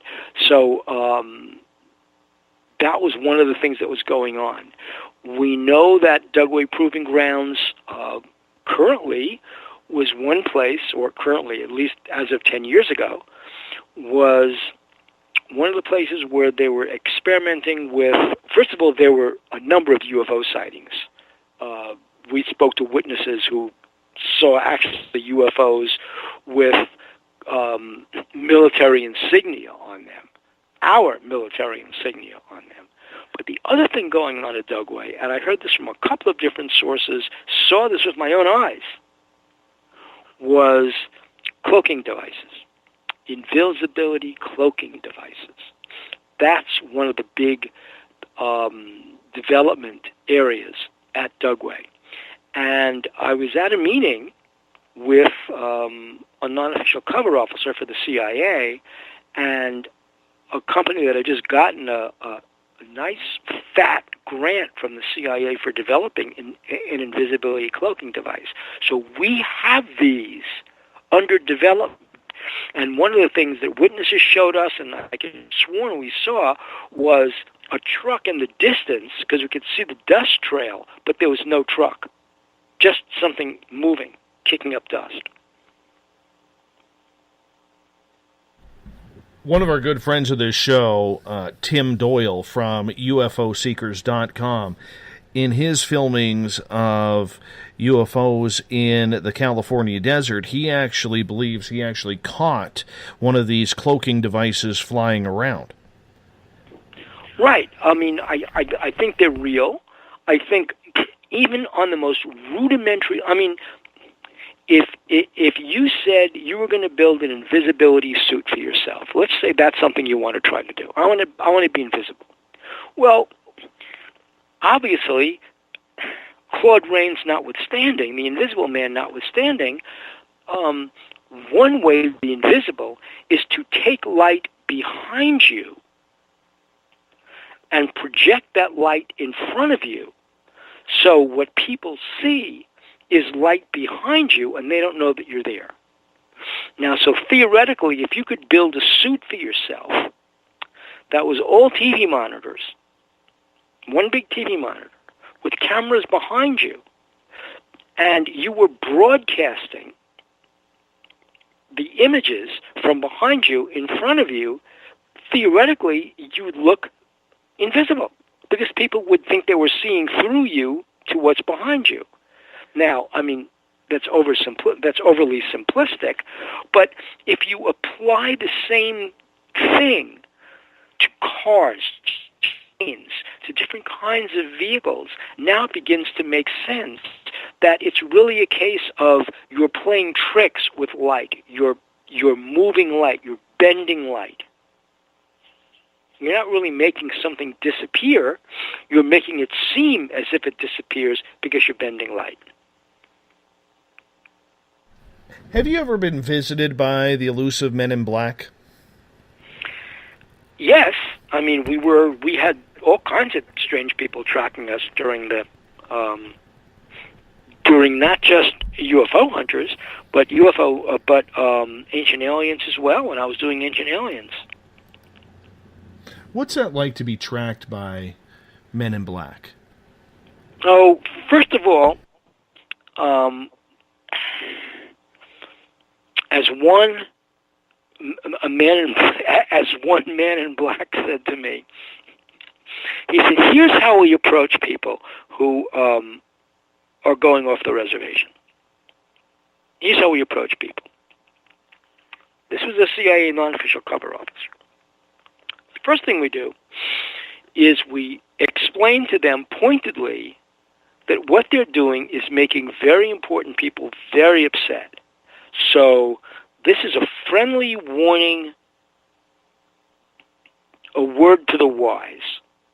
You're stepping over the line. If you step over the line again, you're going to lose your foot. I mean, it's one of those things. Step 2 is we say, and we warned you once. Now, you're not only putting yourself in jeopardy, but you're putting your family in jeopardy. You're putting everything you've worked for, including the future of your family, your children, in dire jeopardy. This is your last warning. The next time you do this, there will be no warning. The next time, the person simply disappears. Now, that's what this one person told me.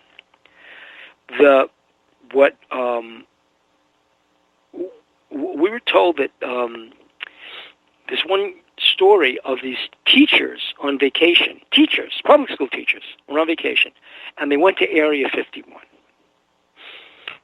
at nighttime, and they're stepping over the border from the base. And at Area 51, there are microphones all the way around the base. I mean, there are sensors, so they can hear people's conversations. This is not, this is very, very, very heavily monitored and surveilled. So the guards are listening to these teachers, and they don't do anything. They just listen to them when the teachers were all happy they were on the base, and they leave. Well, the next morning, their supervisor comes in, and the supervisor hears the tapes and says to the guards, "You didn't do your job. You let these people work on the base. You didn't. This was the deadly force," is what it says. And so the guards, and these are people from Delta Force. This is like elite military. And the people said, guards said, "We didn't join the Army and qualify for Army Ranger training and joint operations forces training to kill American school teachers. That's not why we're here. We're here to protect the country, not from American school teachers who were two idiots stepping on a base and then walking away." And so their commanding officer says, "I'm sending you two back to the field." And they said, "Fine with us. Fine with us. If you think we are here to kill American school teachers, then fine, send us back to the battlefront." And that's a true Man in Black story. So this Man in Black story, how did you meet him? And I realize you can't go through the channels. We were tracked by so many different people. First of all, nobody shows us a badge. Nobody shows us an identification card. So you're really taking it on somebody else's word. That's first of all. And quite frankly, this is a person that was who was following us on the set, seemed to be very interested in the filming that was going on. Gave me the high sign off camera, and basically said, "I hope you're enjoying this season because it's your last." And I said, "How do you know?" He says, "I know," and told me the story of how furious they were about the Area 51 episode, and especially angry that we were at Dulce. But you were just doing your job. That's what you're all about. It doesn't matter. Well, it doesn't really matter. If you're keeping a secret, you're going to keep that secret. True that. So since the show has ended, have they ever harassed you since? No. I mean, I'll get phone calls from people. And so, but there's no real harassment. I mean, I've written a few books since then, and I've been on some other show. I did NASA's Files for 4 years. And so, no, I have not been harassed. Bill, we're down to our last couple of minutes with you here, and I just want to say thank you on behalf of all Spaced Out Radio listeners for taking part. You got a new book that will be coming out soon, Edison versus Tesla. I would love for you to coming out in October. Tell us about this. Well, in the last decades of Thomas Edison's life, he died in 1931-32, and in 1920 he was working on this invention. And this is in his journal, so this is not, this is not fantasy. This is his words, not my words. He was working on a device that could basically communicate with the dead, and it was a device based on some very solid principles of quantum entanglement, spooky action at a distance, using photons, and we're doing that now. It's now 90 years later, almost 100 years later, and we are still developing that technology of using photons to ping electrons to send messages. So that was the basis of Edison's invention, and Nikola Tesla's invention was to try and find a radio frequency. He believed, and he's right, that sound waves are eternal. When you make a sound, those radio waves, those waves that emanate, those vibrations that emanate at a certain frequency, go out into space. They're eternal. They don't dissipate. They don't die. And he believed that if he had a powerful enough receiver and could find the right frequency, he'd be able to listen to the voices of the departed. So both hunters, each was spying upon the other. They had spies in each other's laboratories, seeing who would get there first.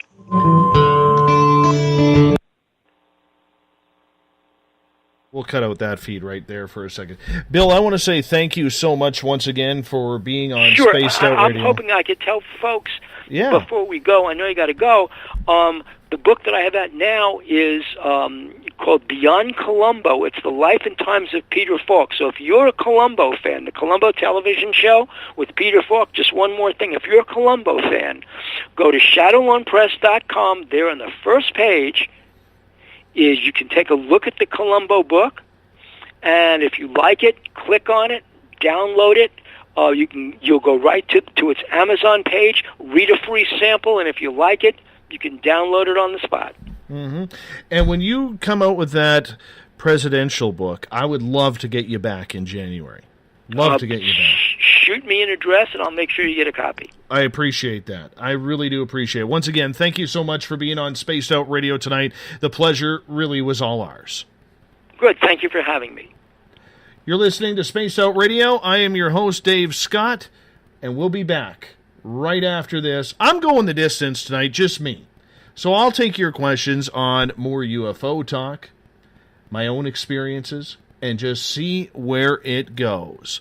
We'll be back right after this.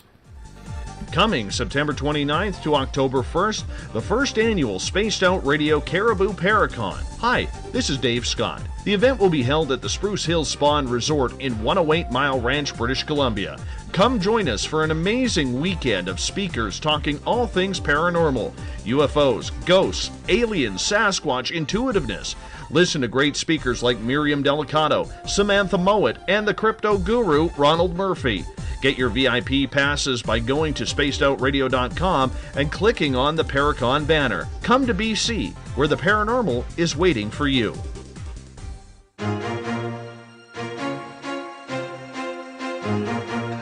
From coast to coast to coast, Blacklight Uncharted is taking on the paranormal across Canada. From ghostly hauntings to the UFOs flying above in conjunction with MUFON Canada, we're closely investigating what's going on in the northern skies and checking out the apparitions that walk among us.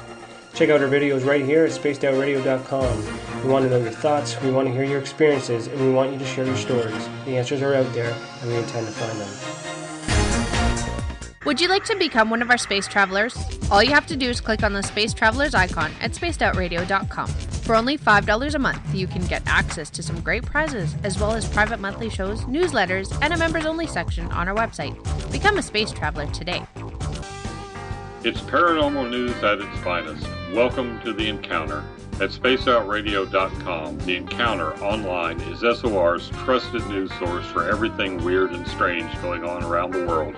This is news editor Eric Markham. Our team of journalists are scouring the planet for those strange stories that rarely make the mainstream. No fear-mongering or fake news here. Head over to spaceoutradio.com and encounter The Encounter.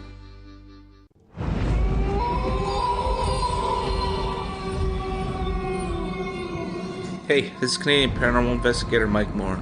The third Wednesday of every month, I'll be teaming up with Dave Scott to bring you Ghosts of the Great White North.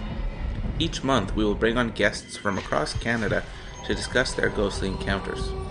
Canada is a paranormal hotbed with stories you've never heard, so we're going to bring them to you. So get comfy on your Chesterfield, grab a donut, and join us, eh?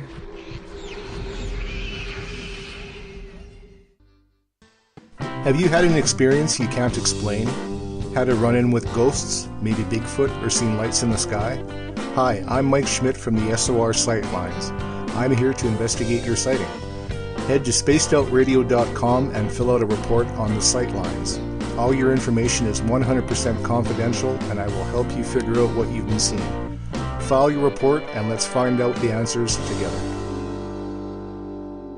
Visit purpleplates.com today. For over 40 years, the Purple Energy Plates have been delivering amazing results for their many customers. Inspired by the great genius Nikola Tesla, the harmony, healing, and energetic effects of the plates have proven over and over to be beneficial and often miraculous to thousands of customers. With their money-back guarantee and the many benefits, how can you afford not to get one? Check their site for daily specials and choose from their many energy products. You won't be sorry. Visit them today at purpleplates.com for mind, body, and spirit, and expect a miracle. Are you interested in advertising on Spaced Out Radio? Head to our website at spacedoutradio.com and click on our advertising tab. There, you will find an assortment of ways you can get your product out there with us, from radio commercials to banners and social media. Have a product you like our hosts to endorse? We can do that too. Visit spacedoutradio.com for more details. Have you got your Cosmic Passport? If you need one, tune in to Cosmic Passport on Spaced Out Weekend. This is Elizabeth Anglin, ET experiencer, spirit medium, and host of Cosmic Passport. Each weekend I'll be bringing you interviews and support from other paranormal experiencers, and the best in intuitive spiritual guidance from across the globe. It's all happening starting at 9 p.m. Pacific Time, midnight Eastern, on spacedoutradio.com. From British Columbia to Northern California, Pacific North Weird has Cascadia covered. Check out our feature videos at spacedoutradio.com, where I, Vincent Zunza, and my super sleuth partner Alexandra Sullivan track down the weird and strange stories from around the Pacific Northwest. From Bigfoot to Mel's Hole and everything in between. This is what makes life exciting. So why report the normal when we can report the Pacific North Weird right here at spacedoutradio.com. Oh, there's only one way to rock. Loud and proud. In high definition. Radio 702 rocks. Las Vegas. Hope to see you there. Don't have time to listen to Spaced Out Radio Live?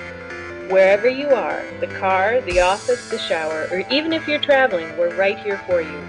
Each Spaced Out Radio show can be found on iTunes, TuneIn, and on our YouTube channel, Spaced Out Radio Show.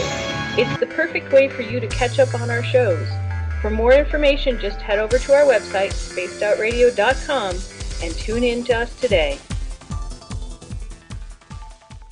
The views and opinions expressed by tonight's guest and topic of discussion do not necessarily represent the official policy or position of Spaced Out Radio, Spaced Out Weekend, Spaced Out Radio Limited, its hosts, syndicated carriers, or anyone associated with this broadcast. Would you like to connect with us? Head to spacedoutradio.com for all your latest show info. And hit us up on Twitter using the hashtag Spaced Out Radio. Now, back to Dave Scott and SOR. Welcome back to the final hour of Spaced Out Radio tonight. I am your host, Dave Scott. Good to have you with us. Tomorrow night on the program, it's the SOR Roundtable. It's going to be a lot of fun as we bring in a few friends. We're going to go over some topics du jour around the paranormal, and we get going at 9 p.m. Pacific, midnight Eastern Time at spacedoutradio.com. We want to welcome in everyone listening in on WQEE 99 Rock the Key down in Noonan, Georgia, home of The Walking Dead. We are also live as well on the United Public Radio Network, 107.7 FM in New Orleans and over 160 countries around the world. Good to have you with us as well. We're live on KTLK, The Fringe FM, Renegade Talk Radio out of Las Vegas. And if you're listening in on Revolution Radio, remember the Double R Machine is a donation station financed by you, the valued listener. Head on over to freedomslips.com and donate today. Bill Cardwell has set the password for tonight in the SOR Space Travelers Club. Leisure Domain. Leisure Domain is your password. Use it wisely, Space Travelers, as Bill sets the password each and every night right here on the mighty SOR. Now, if you want to follow us on social media, you can do so on Twitter at Spaced Out Radio. Use the hashtag Spaced Out Radio if you want to connect live with me during the show as well. Give our Facebook page a like, Spaced Out Radio Show. You can also follow me on Instagram, Dave Scott, SOR. Subscribe to our YouTube channel, Spaced Out Radio Show. You can find us on iHeartRadio in the United States, TuneIn, iTunes. Our website is spacedoutradio.com, where we have a plethora of features for you. We got Rockin' Music by Bumblefoot. We got our Spaced Out Radio store, where you can pick up t-shirts, posters, stickers, Paracon tickets for this fall, which, if you're thinking about doing it, it would be great, because with everything going on in my community over the last couple of weeks, a lot of events have been canceled, so we would love for you to come on out and support this as well. You can also watch Contact TV with Leslie Mitchell-Clark, UFO Seekers with Tim Doyle, read up on the encounter online. Our news editors Eric Markham and Everett Thiemer are pounding out the stories, just pounding them out. It's a great night indeed, a great website indeed, and we want to thank you for tuning in. So normally I'll bring in someone to help me go through this final hour. But tonight I figured, you know what, I'm just going to talk with you guys. So if you have any questions whatsoever regarding a guest, regarding a experience that I've had, why we do things here, why we're not doing certain things here, let me know. I'm following the chat rooms. I'm following Twitter. I want to know. So put your questions in capital letters so that way I can get to them, and I'll get there now. So as you know, over the last few weeks, I've been reporting a lot about the forest fires. I don't know if any of you went on my Facebook page earlier today, but I actually went live showing the devastation, a lot of the houses that have been burnt down to a crisp. It was pretty surreal going through my area today. And it was emotional because in the 108 Mile Ranch area where I live, I went behind the ranch area, goes into what they call the Walker Valley. And it is amazing. That fire line was right at the cusp of coming over. And in areas, it actually did. Saw 2 houses there that were destroyed. And all you see is their chimneys left. And it was pretty surreal to actually get a look firsthand at an area that previously was very blocked off. And going through the 105 Mile Ranch area where there was a lot of trees and devastation, and just seeing everything looking like a nuclear fallout was pretty incredible as well. So if you get a chance to go on my Facebook, Dave Scott, I'd like you to check it out. You know, I know I swear to you, I'm going to start winding it down on the whole forest fire talk. We still are on evacuation alert, even though our area is safe for now. There still is the giant fire that is burning south of us about 40 miles away, but hopefully that one is going to get contained. It still has to, in order to get up here, jump a river, but we're hoping that it doesn't jump that river. So we're still in the danger zone, but people are being allowed back home now in Williams Lake, which was evacuated. That's a town of about 15,000 people, north of us, about 45 minutes. They were allowed back into their homes today. So it's good to see life trying to get back to normal. Yes, I am okay. The good news is a lot of my neighbors lost their fridges and freezers due to the 4 days of power outages. My fridge and freezers survived. And I'll tell you why they survived. See, previous to the forest fires and the evacuation, Mrs. Spaced Out Radio went down to the coast to visit family for a week or so. And usually when she goes away, you know, I'm not the keenest on cooking for myself, so she knows I'm going to fend for myself and, yeah, eat a lot of burgers and fast food during that time. So she left our kitchen, or our fridge and freezers, pretty empty. And so there wasn't much food in our fridge and freezer to actually spoil. But there is now, so we're hoping that it doesn't go out. But I'll tell you, it's incredible to watch people come together. And if I've learned anything over this experience is there's good people out there. You know, we hear a lot of bad stuff about police officers, politicians, so on and so forth. But there were over 30,000 people, or close to it, displaced in this province because of forest fires over the last couple of weeks. And not a single person has died from it. And when you needed something, people were there to give it to you, whether it was food, whether it was toiletries, or maybe you forgot your toothbrush, or soap, or shampoo, or clothing. It was just there. I mean, we hear about companies like Nestle who are raping and pillaging water from fresh streams. They were literally bringing in palletfuls of water and just dropping them off at stores and halls saying, take what you need. It was all free. Dog food, free. Cat food, free. Everything. And, you know, it's amazing what happens in a disaster when things are just, or people, pardon me, are just there to help. So if you get the chance to go on my Facebook to see my latest live video from earlier today, I would appreciate you doing that. I'm going to get to some audience questions here. Tessa is asking, what was your favorite guest and most favorite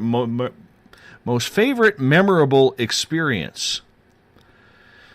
Wow, tonight was pretty surreal. Getting Bill Birnes on for the first 2 hours. That show tonight was one of the top ones I think we've done. I'd been efforting to get Bill for 2 years. I sent him countless emails. He must have finally got sick of it and said, yeah, I'll do the show. And I know, you know, and I don't want to sound like I'm bragging here, but there's a lot of word going around the communities about the way we do this show, the way that we go about the journalistic integrity, the way we go about the professionalism that we try and show. We don't look at ourselves as a podcast. We look at ourselves as an actual radio show. We are on 2 terrestrial radio stations. We are on a few different brands of internet radio. But I refuse to call this a podcast because I want it to be more than that. Call it ego, call it what you will. That's just what I call it.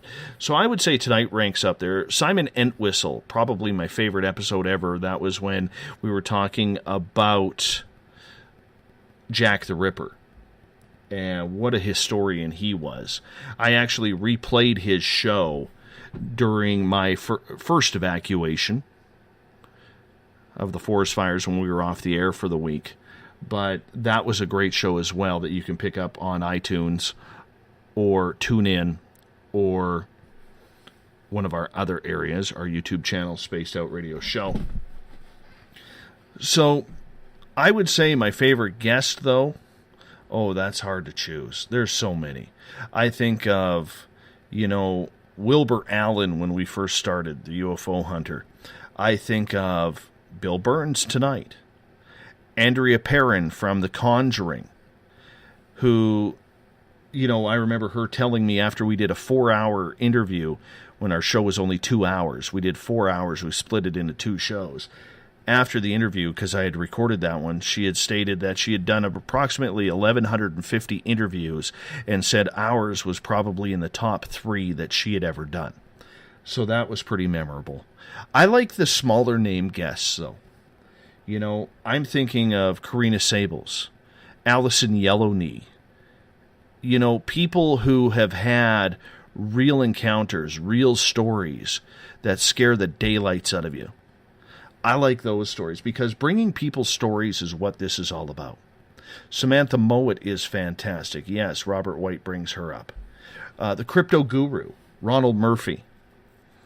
There's a gentleman where literally we started this together. I was a few months into the show. We booked him in April of 2015 after his first book. His career as an author has taken off. This show has taken off, and we've kind of grown together. So that one's been fun to watch as well. Most memorable experience? Definitely Carl the Alien showing up at the window. Damn it, Carl, where the hell are you? So for those who are new listeners or just tuning in, April 20th, 2015, we were doing a show on Buddha of all topics. Our guest that night was Harvey Kraft. And about 17 minutes into the show, I was still living in my old house, and I lived in a rancher. And if you know a rancher, you got the living room window, and then you got the front door, then you have like a bedroom or a den window, which I turned into my studio, and then the garage. But for the past 3 or 4 nights previous to that show, I'd kept forgetting to turn my outdoor lights on. And about 17 minutes into the show, I saw something move out of the corner of my eye by my window, which was about 4 or 5 feet away. And I thought, damn it, maybe there's someone coming to the window or coming to the door. And I'm thinking, geez, my dogs are going to be at the front door. They're not going to keep quiet. They're going to be barking. That doesn't sound too good on the radio. So after I asked my question to Harvey, I swiveled my chair and looked out the window. And lo and behold, there is Carl on the other side of the window staring back at me. That's my most memorable experience of this show. Let's get to another question. Eric's asking, were there any Bigfoot sightings with all of the fires destroying their habitat? No, we haven't heard of a single Bigfoot sighting. The only damage that I have heard to animals is in the 105 area in the backwoods. There's actually a pack of wild horses that passed away due to the forest fires, as well as there was free-range cattle in the Walker Valley that apparently died as well. Along with, you get wildlife like deer and things like that. I felt bad for the wildlife because they literally got entrapped. And according to some of the people I talked to, they were, for most of the species, they were actually died of smoke inhalation before they actually got burned. So, I hate to talk like that, but that's just the way it is, So, from what I have learned, too, and I haven't checked it out yet, I have to confirm, but the area where Mike Smith found the footprints, or the first footprint, and the second print that myself, Mike, and our friend Tony Pacheco, the firefighter, had found, apparently, from what we're hearing, is that area survived the forest fire. So, we're pretty good in that area. Once we're able to get back there, when a lot of the hot spots are put out, we're going to go check it out and see what happened and to see if that area is still going. Mario is asking, what happens if a person decides to ignore a mandatory evacuation notice and they decide to ride it out? Well, police literally go door to door. And they look for movement, they look for lights, they look for everything. There was a local man in our area in the 108 that actually was on Facebook taking pictures of the view, and he tried to tell people, oh, I have security cameras. No, he was caught. What happens is, in an evacuation order like this in our area, in order to get rid of looting, they actually sent police forces out that were hiding in the forests around houses. And during the day, they would hide in the forests, and at night, they would patrol the areas on ATVs and foot, which, considering the amount of wild animals that were roaming around, that would have scared the daylights out of me. Daylights out of me. No pun intended. But apparently, how we knew this is the firefighters didn't even know that these ninja police, if we can call them that, were actually out there.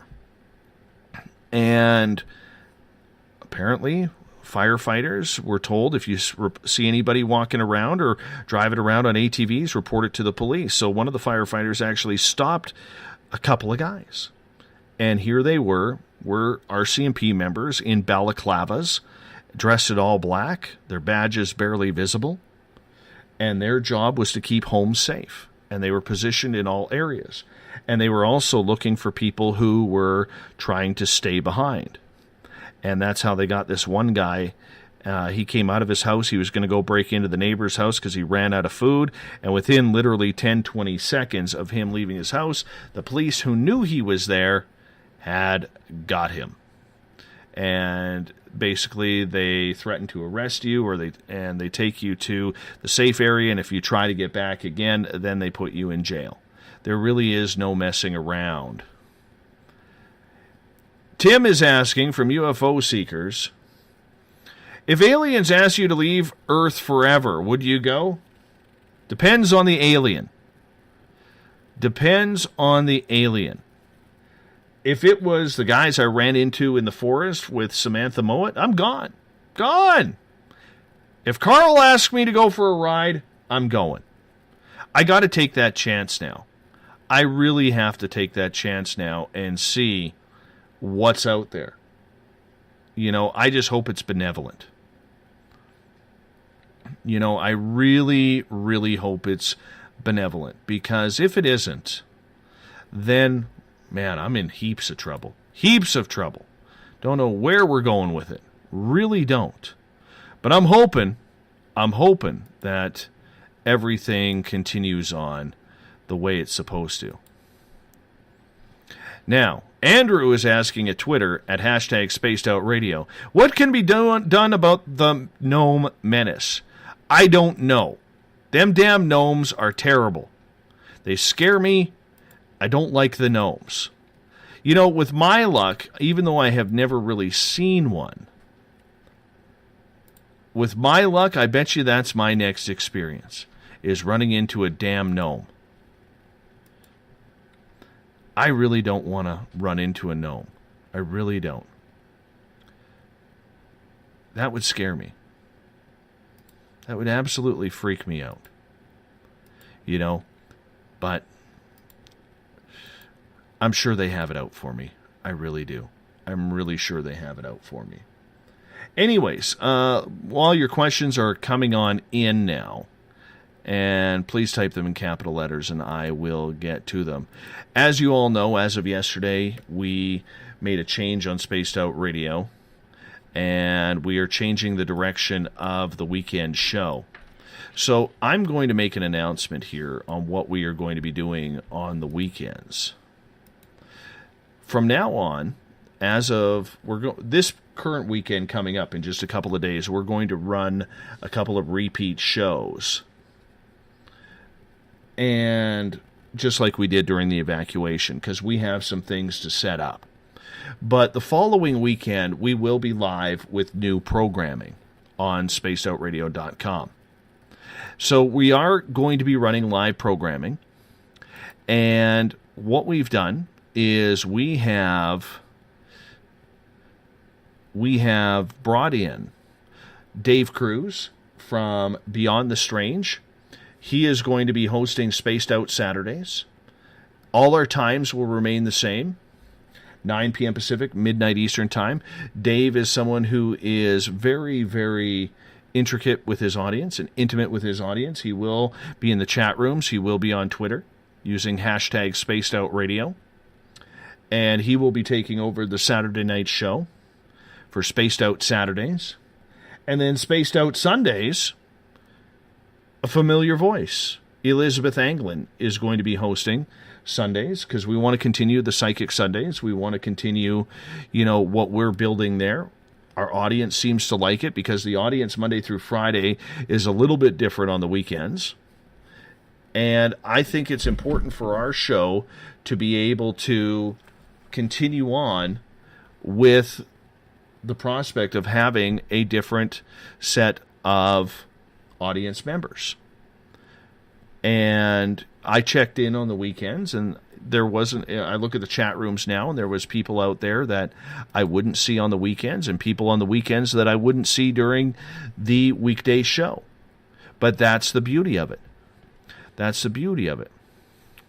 So that's why we will make the changes that we've had. We're going to be running those shows. Once again, the show times will always stay the same, starting at 9 p.m. Pacific, midnight Eastern time. All shows will run 3 hours long. And if they want to go overtime, well, of course they can. But they got to get the buzzer for that. And I think it's exciting. I think it's adding some freshness and some innovativeness to the weekends. We're going to make sure that the shows run smoothly. We're going to make sure that you have a good time as well, and I want to hear your thoughts on it. But do me a favor, give it a few weekends, because Dave and Elizabeth, they're stepping into uncharted territory, and, they got to get some ring rust off. They have to be able to, come up to, lack of a better term, come up to the level that we're at during the Monday to Friday show, and that's going to take some time. So don't be too hard on them for the first few weekends. Now, if it's like 6 months down the road, we'll figure it out. Just let me know.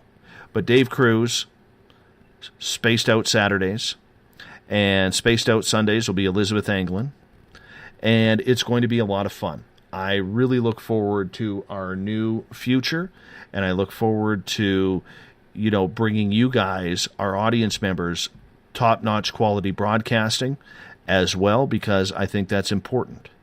I think that's very important to keep the journalistic integrity going through the weekend, and that's what we're going to try and do. So that's our new weekend schedule, starting August 5th and 6th. So this coming weekend, which is 2 days from now, we will be running repeat shows Saturday and Sunday night. And from there, we will continue on and just have some fun with 7-day-a-week programming live once again, starting next week. Next week will be fun.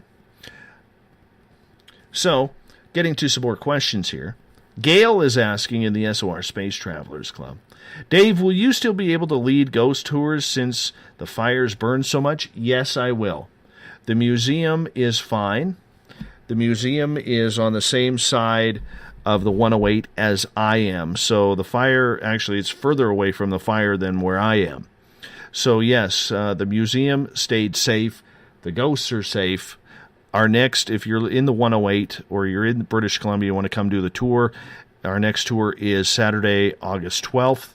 It's going to be a lot of fun. I can't wait to get back there, and hopefully the fires will continue to die down, and so that way we don't have to worry about them. And I'm excited to get back to the tours, because the one thing that has happened in our community since these fires, Gail, is there have been a lot of events canceled. And summertime up here, you have to realize, within an hour, hour and a half driving distance, there's probably 500 lakes around here. No word of a lie. That's not even an exaggeration.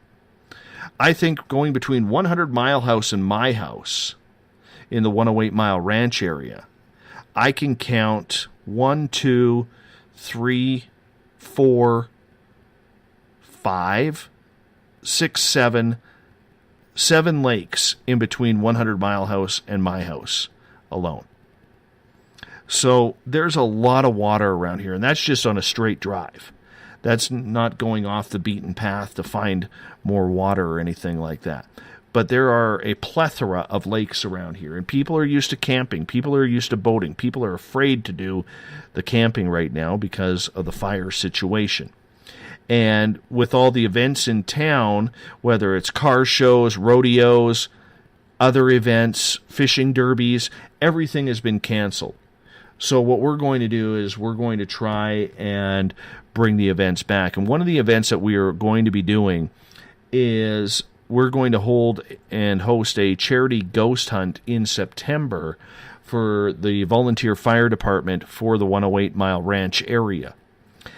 The one thing that they learned, and I was talking to the captain, because what I did was the day after we got home, we went and did a bunch of shopping in town. And one of the things I did was I brought a 24-pack of beer to the fire hall as a token thank you gift. And I ended up running into one of the fire captains at the hall. And he's like, "Hey, can I help you?" I'm like, "Yeah, I'm here to drop off this important package." He goes, "Oh, what do you got there?" And I said, "Well, I brought some beer for you guys." He goes, "We're accepting beer right now." Yes, we are. They didn't want any more water or juice because literally their one wall was a wall of water bottles.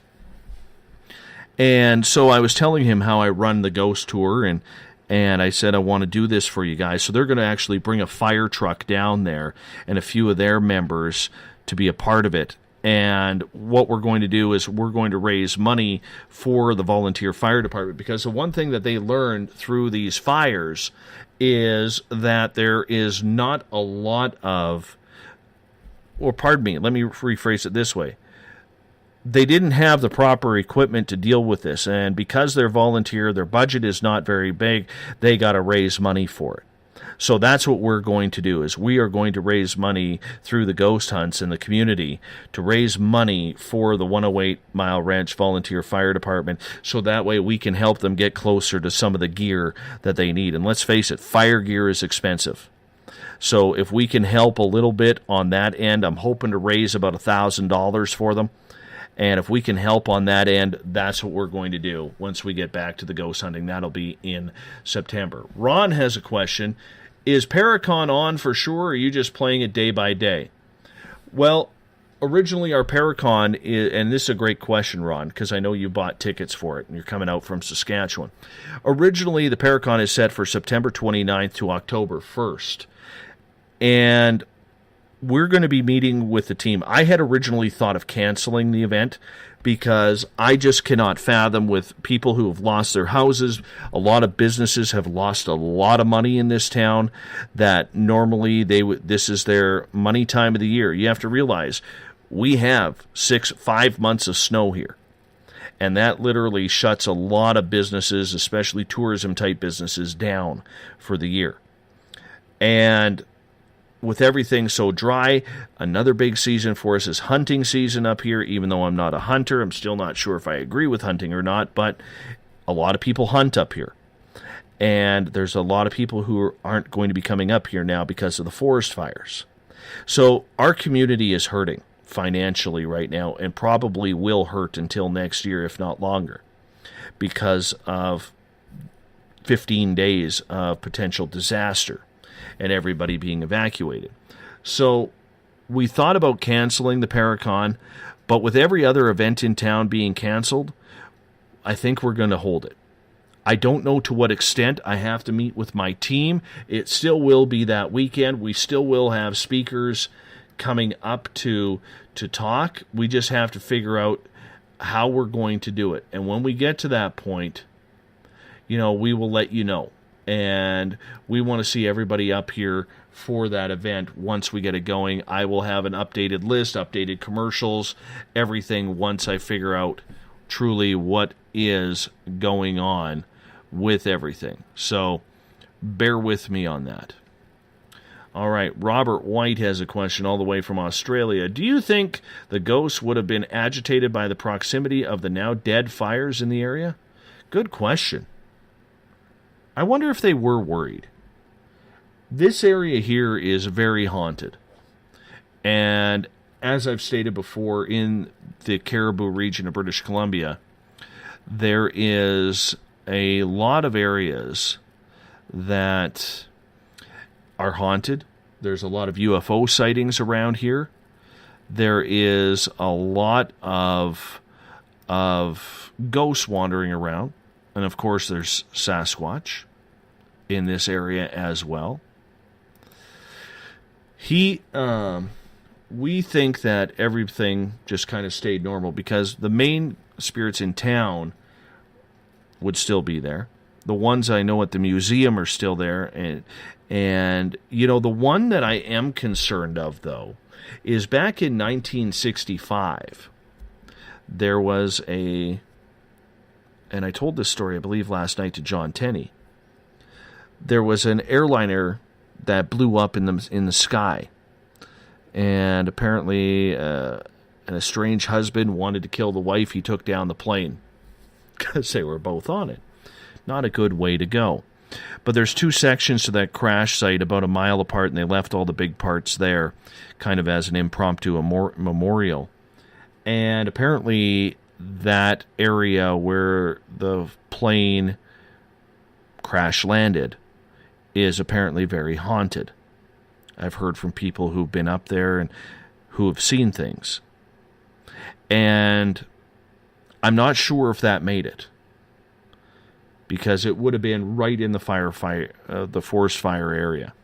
So I really don't know if there would still be ghosts wandering around.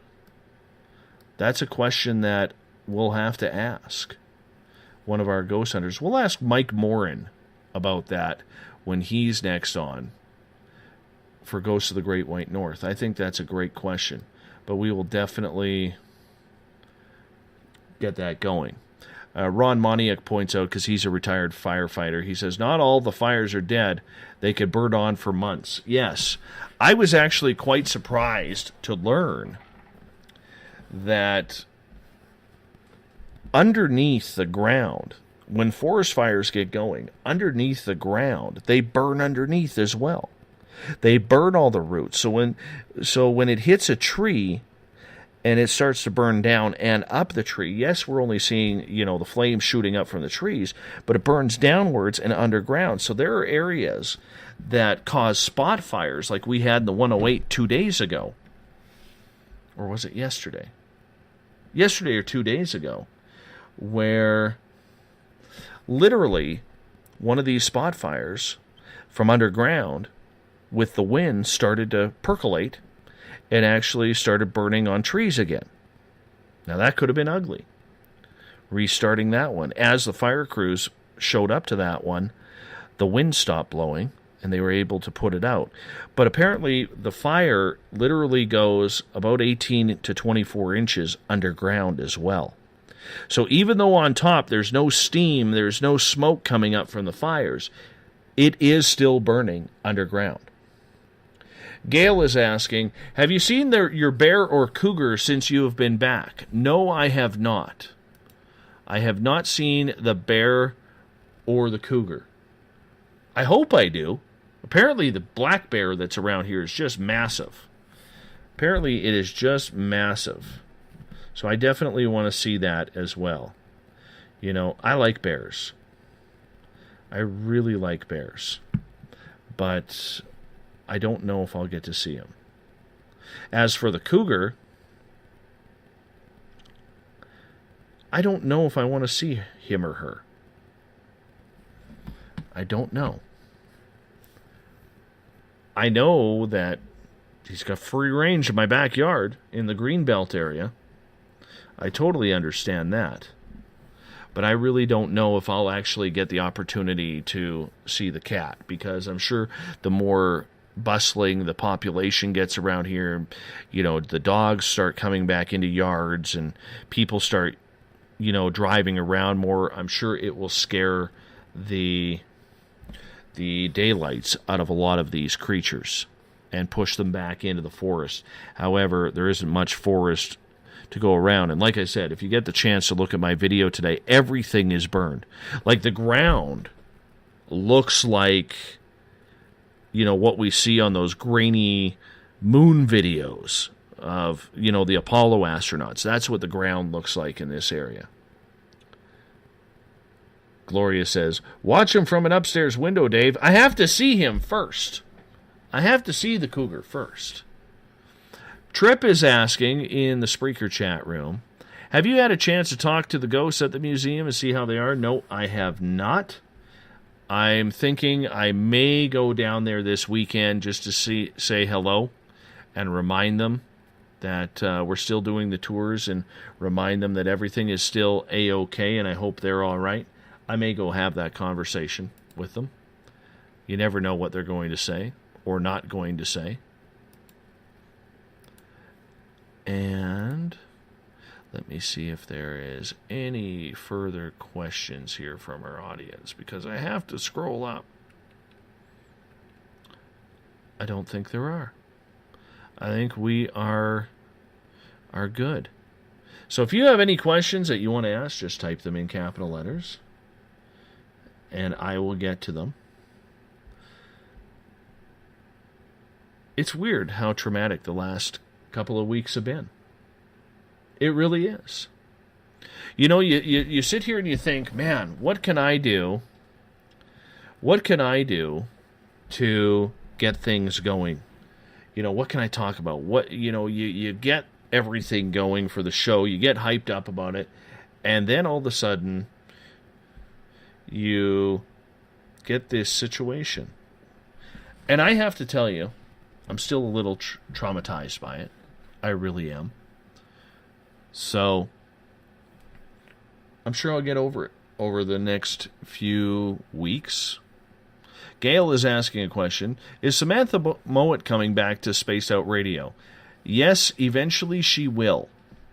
We have talked about it. She has had a very, very tough year health-wise and family-wise. She lost her father earlier this year. And she is just having a very tough time just kind of getting through everything. It's funny because I was going to chat with her about it today. I was going to send her a text message just to see how she was doing. Last time I chatted with her was right a couple of days after I had been evacuated. She got a hold of me and she says, well, if you need to come north, you can come stay with us. And I was like, yeah, I'm good right now, but thank you. And then the highway got cut off because I literally was thinking about going up there. But hopefully we'll have Samantha back. I know with her health and everything that's the biggest concern right now in regards to everything, to make sure that she is doing all right. Last time I did talk to her, she was still having a lot of weird problems with ETs that she just could not figure out. So she was trying to figure that part out before she had anything. Deb on Twitter at hashtag SpacedOutRadio says, we had the hurricanes in 2004. We lost our houses, were flooded, no electricity, 4 weeks. It takes a long time to get over it.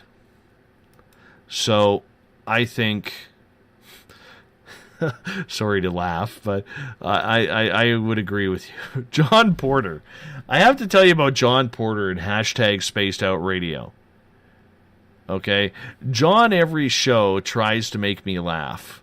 I don't know if it's just him being snarky or if he's actually trying to make me laugh. John, maybe you could confirm that with me. So, he always he got me today earlier on, and sometimes they're a little too crass for me to put on the air, but this one's funny.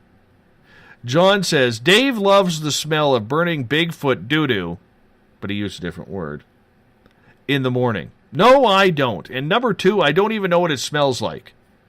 But geez, man, John always tries to make me laugh during the show. Then I have to send him a warning tweet at hashtag Spaced Out Radio to stop trying to make me laugh during the show, because the guy is hilarious. The guy is absolutely hilarious. Our Twitter crowd, I realize we're split into really 3 groups here. We have, the Spreaker crowd, we have the SOR Space Travelers on Facebook, then we have the Twitter crowd as well. And it's all 3 very different attitudes. But the snarkiness of the Twitter crowd is hilarious sometimes. Mr. Skeptic says, oh, John is definitely working on you, Dave. And then John says, I'm trying to make you laugh before you can hit the mute button. It's tough, man. I have to tell you guys on the Twitter land how much I appreciate that. I really do. And sometimes I'll snark you guys back.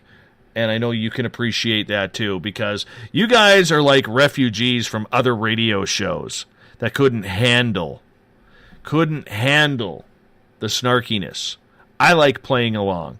So thank you guys so much for being with us. Gloria says, it was a traumatic experience, Dave, even for us. Are the little SORs taking it well? I have to tell you an amazing story here, okay?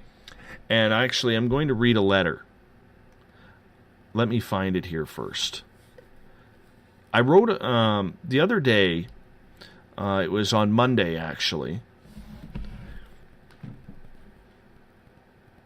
Mrs. Spaced Out Radio took the little guy to Tim Hortons. She asked, she called me up at work, and she's like, hey, do you want me to bring you anything? I said, yes, I would like a Tim Hortons ice cap. And she goes, okay. So she pulls into Tim Hortons, and lo and behold, there is a fire truck in the parking lot. And my little guy, Colby, he is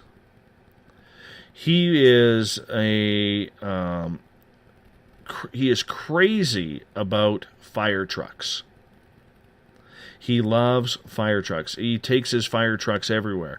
So during the fire, when he was down with Mom, down visiting family, and when we got evacuated,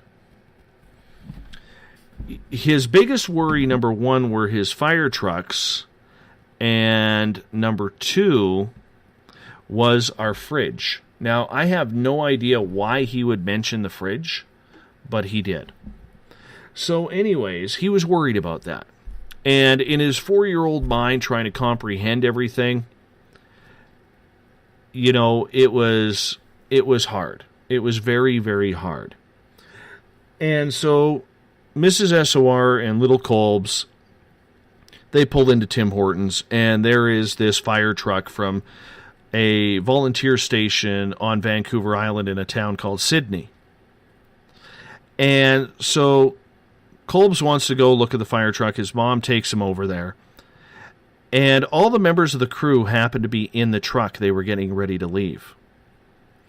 And basically what happened was they all got out of the truck.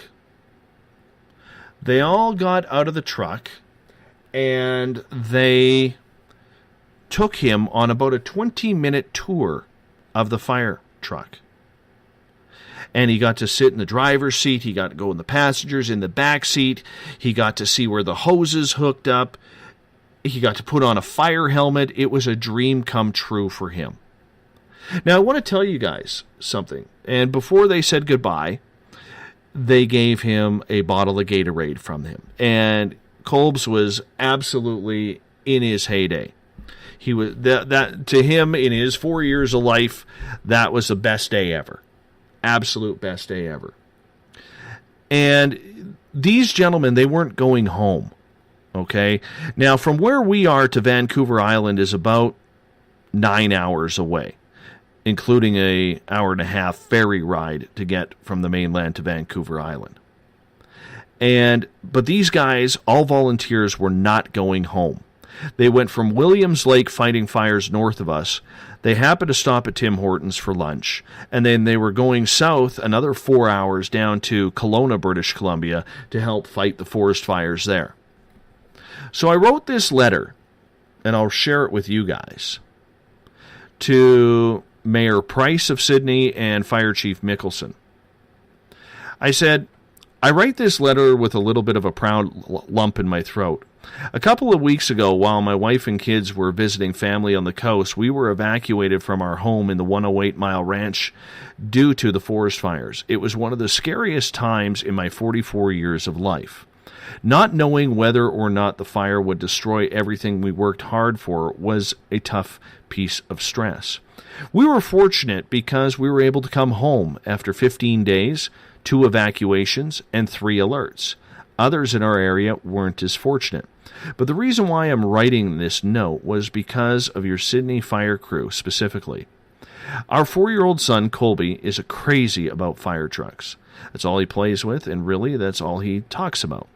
Colby, when the evacuation happened, was so worried he was going to lose his toys and our fridge in the house due to fire. He was very proud to learn that all of his toys in the fridge especially were safe when he got back home. Yesterday, Monday, July 24th, your fire crew was driving from Williams Lake to Kelowna to help down there. On the way, they stopped at the local Tim Hortons and 100 Mile House. My wife, Jolene, just happened to be going there as well.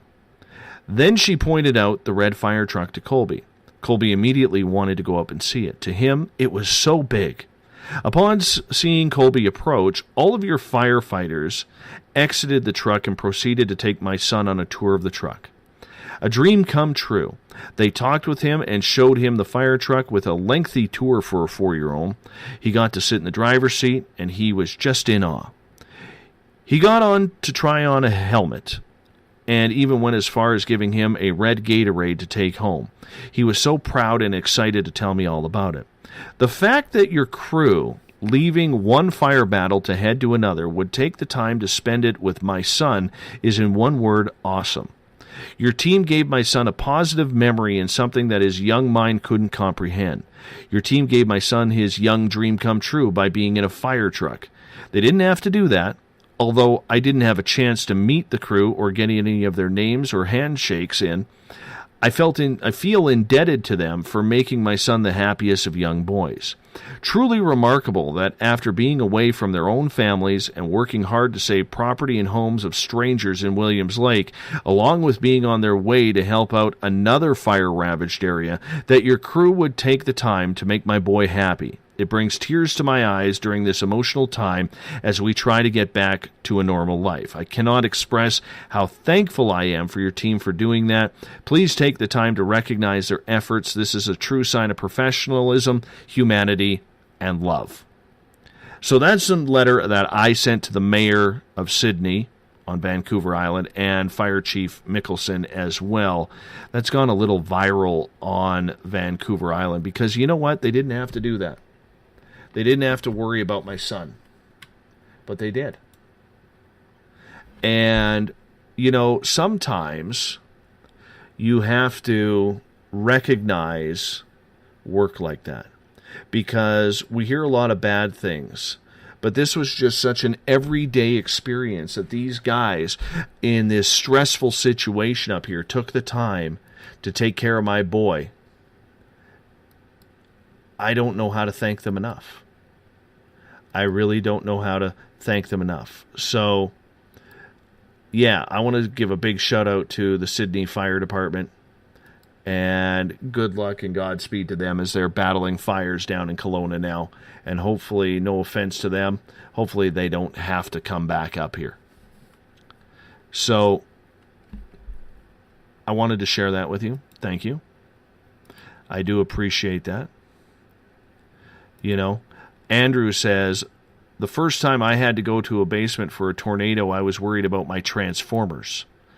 Yes, I can understand. Like, toys are everything. I mean, that's their prized possessions. Andrew also asks, what about doing a Bigfoot hunt since they may be displaced, easier to find evidence because of fires? We are going to check a different area. We have to be careful in the forest right now because everything is under evacuation alert right now. There are certain areas that you cannot get into, but we are thinking of heading more towards the southwest in order to try and find, or head out east to try and find an area. During the evacuation, I actually tried to find an old abandoned mine that apparently has a huge grizzly bear population and a cougar population. Couldn't find it, but I now know I got directions for it now. But apparently there is a lot of Sasquatch sightings in that area, so we are going to go check that out as well. Robert is asking, do you think Bumblefoot might be willing to autograph items for the SOR shop to auction at the Paracon? Might be able to have a draw card with that. I will ask him. I will definitely ask him on that. If anything, what I would like to do is I would honestly like to try and get something autograph from him that we could autograph for the September ghost hunt for the 108 Mile Ranch Fire Hall. So that is something that we will be looking at. We're going to be looking at all ideas. Now, as we are about 4.5 minutes away from starting to wrap this thing up, I do want to say thank you again to all of you. You know, even you snarky ones on Twitter, putting up with me the last couple of weeks here, because you guys helped me a lot make it through. Okay? Without all of you out there listening, and even the ones who, you know, maybe aren't on social media, but just following through on everything, I have to tell you, you guys really, really helped me out. And I hope that nobody ever has to go through what we've gone through up here. I realize if you live in Florida, you know, with the tornado or with the hurricanes, or you live in Tornado Alley, you know, that this could be old hat. But, you know, this was a first for me, and I pray that I never have to go through it again. But you guys helped me so much, because, yes, I was here with friends, but you guys out there in Spaced Out Radio Land, you guys are like family. You really are. Even you, Mr. Skeptic. Even you, yes. And you too, John. But you guys are like family to me, and you guys helped me out a lot. You helped keep me sane, and that week that I was off and I had to do those shows, I need to tell you, that actually, it broke my heart. It really broke my heart to have to go to those replay shows. I didn't want to, but I had to do it. I just didn't have a choice at that point. But I can tell you this, guys and girls, you know, you helped me through a lot.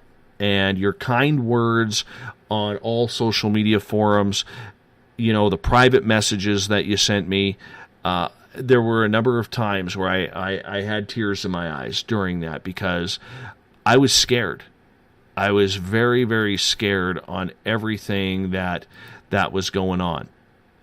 So I want to say thanks so much for being there and helping me out during I'm going to admit it, the most difficult time of my life, you know.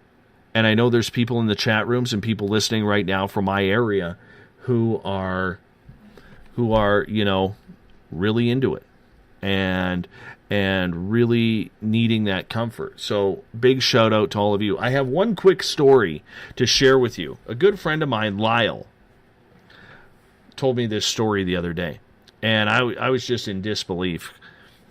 Here they are in line at the hockey arena, you know, because that's where the Red Cross is set up. And what they do is, when you're allowed back home, you go visit the Red Cross station, which at this point is at the hockey arena, and they hand you this sealed bucket and this sealed bag of cleaning accessories, so that way you can cleanse your house of any smoke damage or anything like that. Specified chemicals, they show you how to do it, everything along those lines.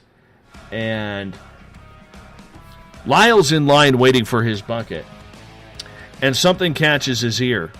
And here's these two dudes right in front of him that he doesn't know, talking, "Have you heard about Spaced Out Radio?